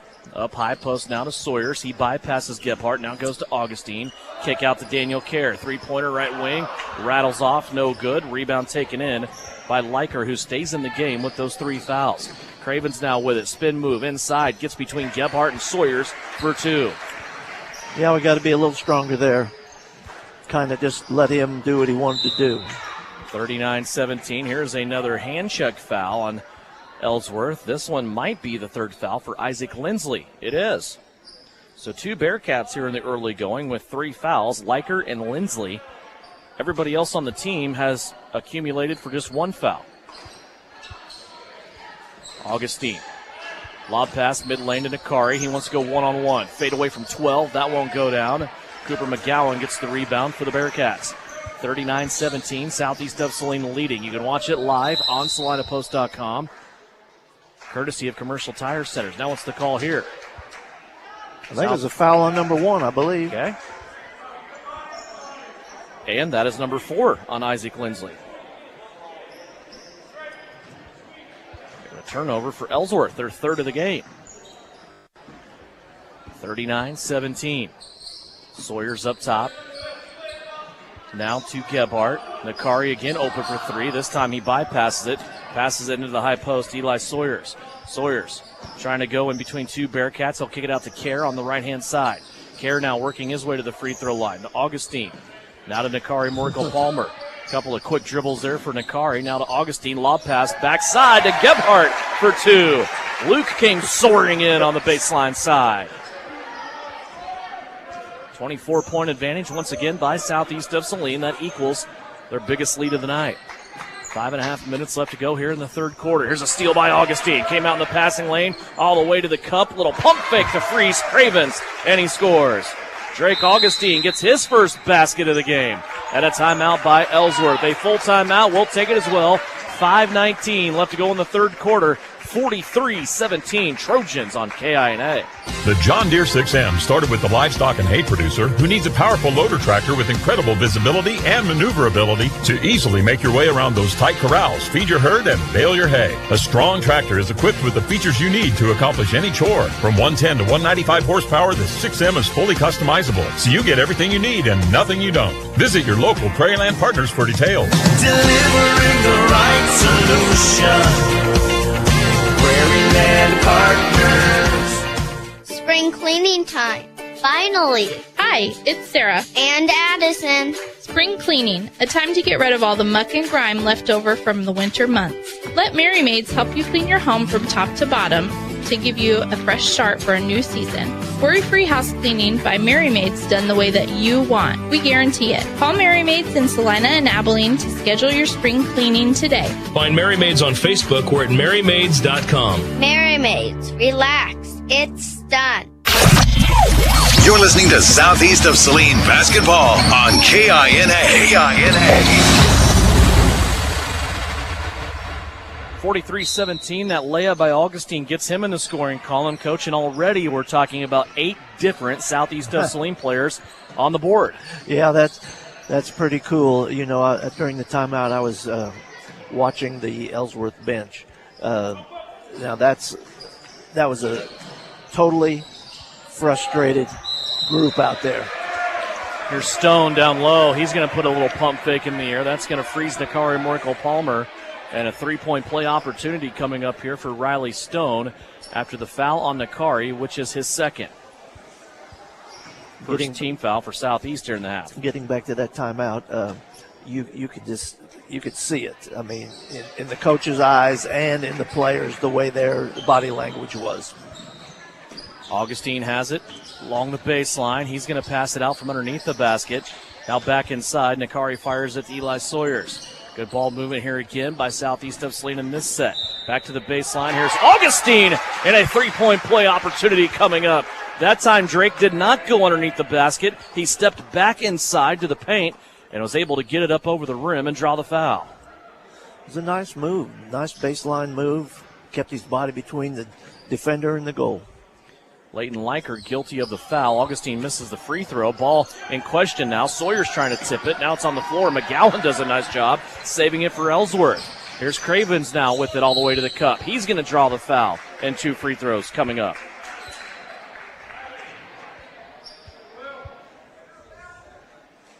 Second team foul for Southeast of Saline. That will be issued to Daniel Kerr, his second. Kerr has 2, Nakari has 2, Luke Gebhardt has 2. Free throw rattles in for Will Cravens. 3 points in the quarter, 13 for the game thus far. Liker will check out. He has 4 fouls. Also, Isaac Lindsley checks out. He has 4 fouls. Cravens' second free throw hits the front of the rim and crawls in. 4 points now in the quarter for Will Cravens. Here's Kerr threatening baseline. Now he'll play it back out in three-point land. Eli Sawyers ends up with it, and he leaned enough to the right-hand side. His feet kind of moved before the rest of his body, and that's the 4th turnover for Southeast. I think he was going to go see if that was a breakaway rim or not, wasn't he? I believe you're right. I believe he was going to test it. 45-21. Cravens bringing it up the floor. Gebhardt now back on him defensively. Kind of like the look that Luke has going tonight. He's gone with the black shoes, black socks, black tights underneath the lavender jersey. Of course, these lavenders have black numbers on them, so it's a good look. Yeah, it is a good look. See a lot of the guys incorporating more black into their kits, as they say. Kason Lilly, Caden Isaacson checks in. Also Connor Castleman along with Drew Richardson into the game. They will join Nakari Morkel-Palmer, leading by 24. 45-21. 4:09 left to go here in the third period. McGowan has it up top. Stared inside at Stone for a while. Now Stone will vacate that spot as they'll play it back to the top of the circle. Dax Liker has it. He's a 5'10 sophomore. Cravens. Leaner to the baseline, and he nails the shot. And a foul called on Southeast. What an unbelievable shot by Will Cravens. He has a chance at a three-point play here. Yeah, this will be the third three-point attempt that they've had. a chance for 3 and 1. See if they can convert one here. Foul on Connor Castleman, his first. Free throw is up, and it is good. Cravens continues his scoring barrage. Southeast of Saline, though, still leading by 21 points. 45-24. Skip pass over the top of everybody. Isaacson wants to drive. Gets to the baseline. Now back into play to Nakari. Nakari, 2 dribbles to his left in the middle of the paint. Rises up and scores. Nakari with a big quarter here. He has 7 in the third. 15 for the game. Interesting here. Coach put Connor in to guard Cravens. That's pretty good test for the little guy. Very least he has 5 fouls to give, right? Yeah. Here's Cravens elevating over the top, and he's going to score again. Yeah. As long as he gets in there, he's going to do it. 9 points in the quarter for Will Cravens. 19 for the game. He has scored all but 7 points for his team. Here's Nakari on the backside. Collects 3 Bearcats. Now he's going to play it out on the spin move. Put a lot of spin on that basketball to get it outside to Caden Isaacson, who's going to drive and score. Caden Isaacson with a half a dozen in this game. It's good to see. Bench play. Richardson nearly stole one away. It was a loose ball for Ellsworth. Now it's getting up with Rolfs. He puts another long distance shot up, well behind the line. Has yet to make one of those. He shot 3 or 4 of them tonight. 49-26. Akari Morkel Palmer, left-hand side, Richardson. He'll skip it through to Caden Isaacson. Caden wants the 3. That's going to be short. And the ball goes out of bounds. A big smile on Caden's face. That's probably the last one he'll attempt, this three-pointer this game. Hey, you're sitting on 6 points. You can't get 9 unless you hit that 3, right? 49-26, 2:16 left to go here in the third. Cravens is going to take a break. I believe that's the first time he's been out tonight. Yeah, I think so. See what Ellsworth does here without him. Leighton Leiker has the basketball. Probably a better matchup there for Connor Castleman or anybody else. There's a drive to the basket and a layup that is missed. Nakari might have helped tip that one in, though. Yeah, I think he did. They got to put Nakari in their scorebook. Nakari has 15 for Southeast and 2 for Ellsworth. Credit Isaac Lindsley with that. He was the closest Bearcat. And now a foul on the floor called against Ellsworth. It will be their 5th team foul, and Leighton Leiker is just fouled out. So Leighton Leiker in there with 4 fouls. It didn't take him long to get 5, and he is going to foul out with no points. And Craven's rest is over.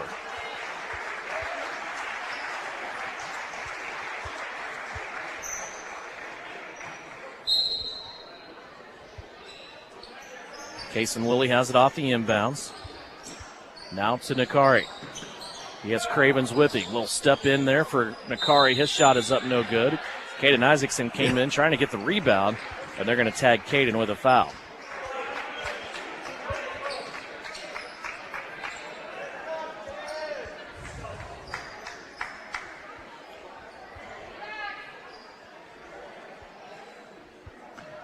.135 left to go here in the third. 49-28. Castleman now back on Cravens as he checked back in. Just have to have some help if they go into the lane. Yep. As long as he's on the perimeter, I think he's all right. And this might be a test more so for the help side defense more than it is for Connor Castleman. It could be. 1:13 left to go here in the third.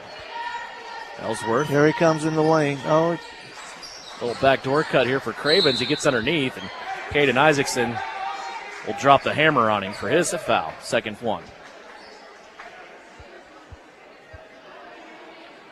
Cravens will go to the free throw line for 2 more free throws.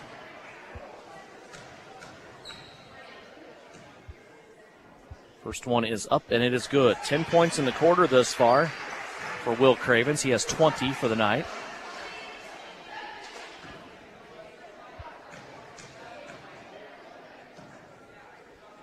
Second free throw also good. And make it 21. 1 minute left to go here in the third period. Kason Lilly with the basketball. Now to the right-hand side, Richardson. Nakari Morkel Palmer. Skip pass over the top of everybody Caden Isaacson lost the basketball. Turnover number 2 here in the half for Southeast. Under a minute left to play. Rolfs with it. He'll be guarded by Case and Lilly. Southeast still playing man-to-man defense. Cravens, long distance 3. Off the front of the rim, no good. Nakari takes the rebound off the top of the rim. There's Castleman with it now on the left wing. Skip pass through the defense. Nakari thought about a 3. Now he's going to drive. Cravens takes the flop and gets the charge. Wow. Third foul on Nakari. Cravens fell down before the contact was even there. It's about the third time tonight I've said I'm glad I'm on this broadcast booth, because if not, you'd have probably heard me. We had a great angle at that one, didn't we? Yes, I mean, we did. he was falling down. Dare I call it a flop before Nakari even got there. 49-30. But you hear players say all the time, we got to see how the refs are calling it. I think refs probably have to see how players are playing it sometimes. Here's Nakari now off the miss from Cravens, flying up the floor. 10 seconds left to go here to end the third. 49-30, Southeast of Saline leading. Caden Isaacson has it. He's going to drive all the way around. Stops on the block. Shot off the window won't go. Castleman with a tip. That won't go. And we are at the end of the third. 49-30, our score. Southeast of Saline still leading as we come to the end of the third quarter. Fourth quarter action right around the corner. It's brought to you by our friends at Commercial Tire Centers. For some, Valentine's Day gifting is easy. For others, well, they need a little help. That help can be found at Saline Medical Aesthetics. Kiss those wrinkles goodbye with 10% off Botox, $100 off 1 milliliter syringe filler for kissable lips, $175 deluxe hydrofacial. Purchase 1 package laser hair removal, receive second package, equal or lesser value, 50% off. The best Valentine's Day gift can be found at Saline Medical Aesthetics. Follow SME on social and learn more at SalinaMedAesthetics.org. Winter travel can be treacherous if your tires are worn out. Stay safe with an inspection at Commercial Tire Company. Cold weather also drops the inflation in your tires. Get them checked today to avoid losing grip or damaging your tires. Commercial Tire will help keep you safe. For repairs that aren't tire related, our automotive and diesel mechanics will fix it right the first time. Commercial Tire Centers, West Crawford and North 9th, Saline. Commercial Tire Centers, where service is everything. You're listening to Southeast Trojan Hoops on KINA. Devin Haney, Francis Flax back here courtside at Ellsworth High School. Big lead for Southeast of Saline as we enter the fourth and final quarter, 49-30. Southeast of Saline leads over Ellsworth. They have led the entire way thus far. Will Cravens gets inside the paint for Ellsworth, trying to add to his 21 points. He cannot, as Southeast brings the rebound away. Now a steal by Cravens. Coming back the other side, big step through, and he goes finger roll on the right-hand side. 23 now for Cravens. Southeast, though, back down the floor. Augustine off the feet from Gebhardt will score. 4 points for Drake Augustine. In the backcourt, Augustine has the basketball, and he was grabbed by the leg by Lane Rolfs. Interesting defensive strategy.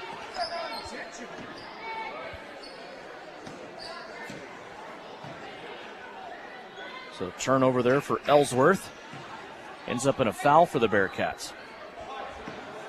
Augustine in the backcourt along with Sawyers, Gebhardt, Nakari Morkel-Palmer, and Daniel Kerr. Kerr in down low to Sawyers. He'll kick it backside to Gebhardt for 3. Swishing it right through the net. Gebhardt has 10. Checking the Bennington State Bank scoreboard. Hayes leads Abilene in boys play, 33-23.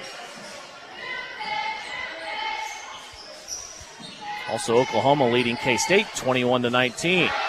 There's Lane Ross, long distance 3, finally got one, and that'll prompt a timeout for Ellsworth. 54-35, 6:45 left to go, and it's full timeout taken by Ellsworth. We'll step aside as well here on KINA. Winter travel can be treacherous if your tires are worn out. Stay safe with an inspection at Commercial Tire Company. Cold weather also drops the inflation in your tires. Get them checked today to avoid losing grip or damaging your tires. Commercial Tire will help keep you safe. For repairs that aren't tire related, our automotive and diesel mechanics will fix it right the first time. Commercial Tire Centers, West Crawford and North 9th, Saline. Commercial Tire Centers, where service is everything. Are you looking for a local brokerage firm to help with your Medicare, life insurance, and annuities? L&L Advisors is the #1 local Medicare supplement and insurance specialist. Medicare can be confusing. Let the experts at L&L Advisors help make sense of it. Stop by one of 3 locations in Salina or McPherson and speak to an agent about the needs of your family. L&L Advisors, main office at 717 Roach, right off Crawford, and their second location in the Central Mall in Salina, and a new location in McPherson, based on honesty and trust. Contact L&L Advisors today. Work hard, play hard. Good luck, Trojans, from Roselawn Memorial Park in Salina. To learn more, visit roselawnsalina.com. Southeast of Saline leading, and check at the Bennington State Bank scoreboard. The Sacred Heart girls tonight beat Beloit 49-39. Also, the Beloit boys leading by 7 in the middle of the third quarter over the Sacred Heart boys. There's a pass inside. Sawyers has it, and now he's in double digits with 11 points. 56-35. Pretty good balance in that scoring tonight. Yes, sir. 8 different Trojans have scored. Here's a steal, and Luke Gebhardt bringing it down, trying to get a dunk. Got his own rebound, though. Now he's going to play it to Nakari, who somehow gets to the rim and scores with the finger roll on the left-hand side. That was a crazy play by Nakari. 58-35. Another turnover here by Ellsworth as they have coughed it up twice in a row. Luke was going to try to get him one. Yes, Devin. He was.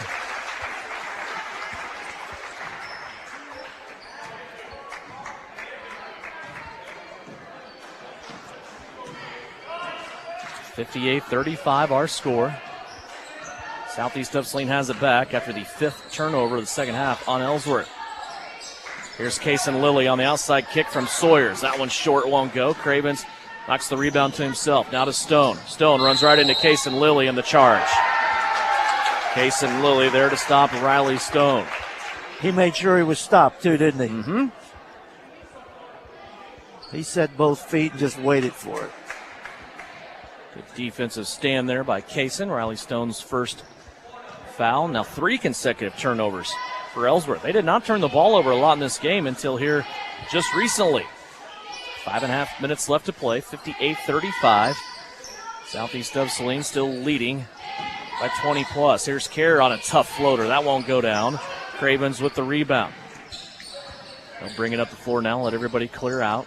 Augustine will pick him up at center court.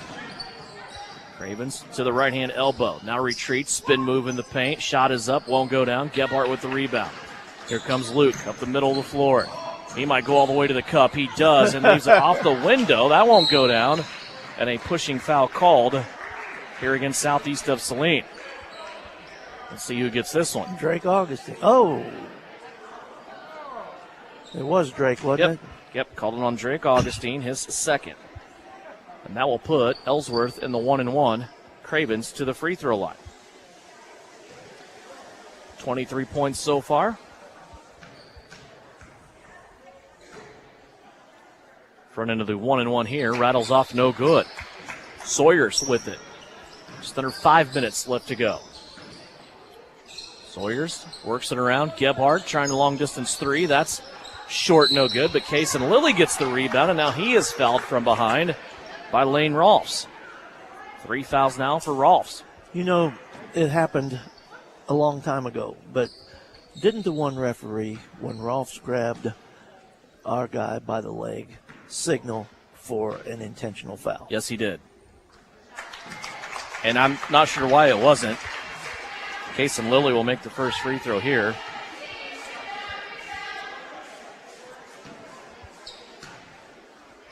Second one comes off the rim, no good. Cooper McGowan gets the rebound for the Bearcats. 59-35, 4:40 left to go. Cravens inside, can't get it to go. Kaysen Lilly with the rebound.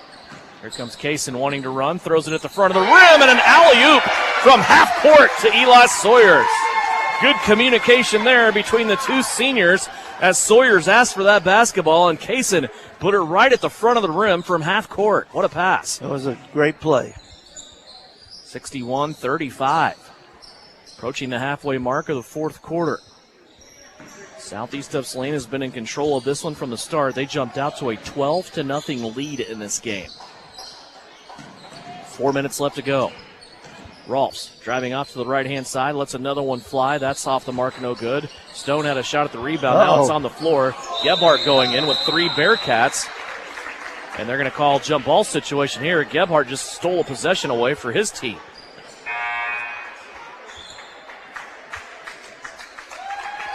You don't really want to see one of your senior starters do that in a 30-point game, but you also can't turn that switch off, can you? Well, that's a football play. Yes. Caden Isaacson was sitting in front of us at the scorer's table, not in the game. I was worried about him going in there and helping out Luke. and that would have been something that may have happened. Oh, boy. Nonetheless, Gebhardt goes in there, ties it up with 3 different Bearcats. The arrow points towards southeast of Saline. It's now 61-35 lead. 3:49 left to go. Augustine has it, floats to the right, now comes back left. Drew Richardson has it in the left wing. Everybody playing catch around the perimeter this time. Richardson again has it. Now across to Caden Isaacson. Out to Kason Lilly. Now 3.5 left to go. Lob pass to Isaacson. He's going to catch it and turn in midair. Play it back out to Drew Richardson.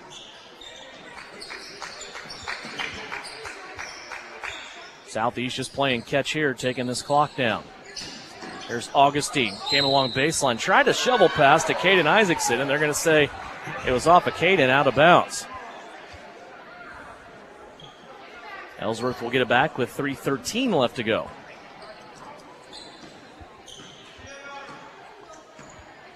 Cravens comes across half court. Augustine there to guard him.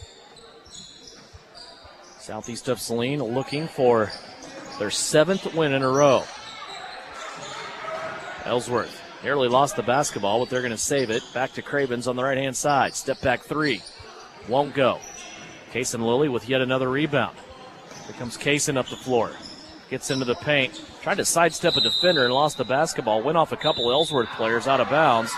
And now the official's going to help out his buddy on the baseline, and it's going to go to Southeast.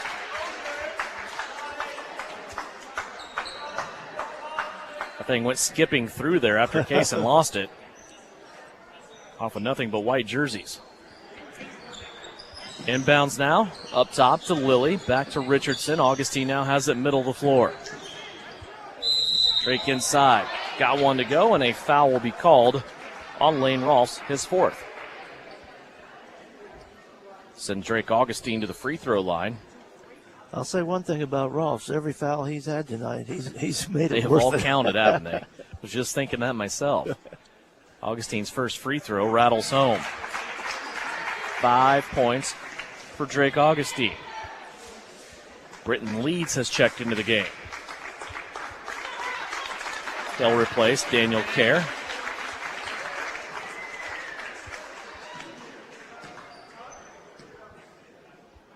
Augustine's 2nd free throw. That one's more pure and still goes in. 6 points for Drake Augustine. 2.5 left to go. 63-35. 28-point advantage here for southeast of Saline. McGowan has it down low. Going to work on Leeds. His little baby hook up, no good. Stone comes in with the one hand and knocks it back in off the window. Half a dozen points for Riley Stone. Here's Isaacson now along the baseline. He loses the basketball. And another turnover here in the second half for southeast of Saline. They have 7 for the game. Cravens and Augustine still going at each other here in the backcourt. Cravens will bring it across the timeline. Now it's to Stone in the far corner. He wants to make a move on Isaacson. Gets around Caden, now elevates. His shot won't go. Cravens comes up and tries to slam it with 2 hands. It rattled around and still fell through for him. What an athletic play there by Cravens. Yeah, he was right up there on the rim. He's a good player. You know, we've seen a couple of those the last 2 games. Got a feel for kids like that. I kind of felt this way last night. Here's Leeds inside off the feed from Augustine. Has a block. Finish that thought. It's just to have no help, right? I mean, Britt Dutton last night did everything he could. Just did not have enough help. You kind of see that tonight, too. Craven's sitting there with 25. His team has 39. Right. And yet you look down the bench for southeast of Saline. There's a lot of guys that are coming into the game, maybe even right now, that could be contributors for this Ellsworth team. I think you're right. I see at least 2, if not 3, on that court right now that would be a big help to Ellsworth. Levi Allen, Connor Castleman, Gannon Jacobson, Brenton Leeds, Kirby Davis, your lineup right now for Southeast of Saline with 90 seconds left to go. Don't say it again tonight. You know what I'm going to say. It's your favorite part of the game? My favorite part of the game. 12-0 leads to start are pretty fun, though, too, aren't they? That was fun. We got to have those to get to this point. 90 seconds left to play here. 63-39. Cravens to the free throw line. Free throw is good.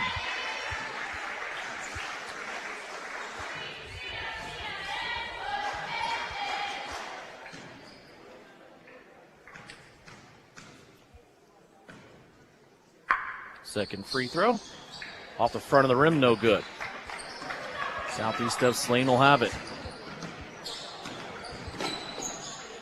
Castleman with it. They'll swing it around now. Allen. Kirby Davis on the right-hand side. Castleman, one-handed bounce inside to Kirby Davis. Turned around, a little touch pass to the backside to Brenton Leeds, and he's going to be fouled by Will Cravens. Leeds will go to the free throw line. Yeah, I just saw something there, Devin, that strikes me as pretty cool. Kirby could have taken that shot. Mm-hmm. He looked out for his teammate. That says a lot to me. It's top to bottom on this team, though, isn't it? Yes, it is. Leeds' first free throw misses the mark. He will get a second here. That foul I said was on Cravens. It was now on Ben Hipp, his first.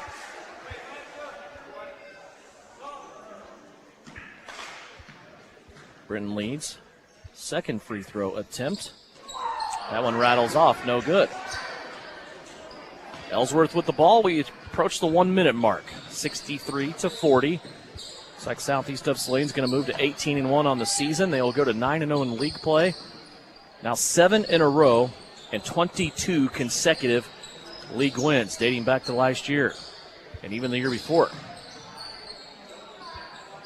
There's a poke by Kirby Davis. He's going to have the takeaway. Turnover for Ellsworth. Southeast of Saline has it back with 40 seconds left to go. Gannon Jacobson stepping into a three. That won't go down. Backside fight for the rebound is going to be controlled by Ellsworth. They'll bring it out now to Leiker. Dax Leiker. Clock winding down. 63-40. Leads on the poke, and they're going to call a foul that will send Ellsworth to the free throw line. Ben Hipp a couple of free throws with just 21 seconds left to go.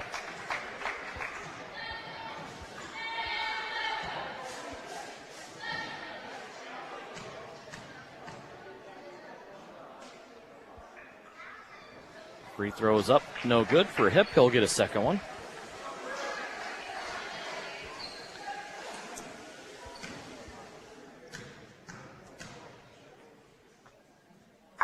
Free throw, good.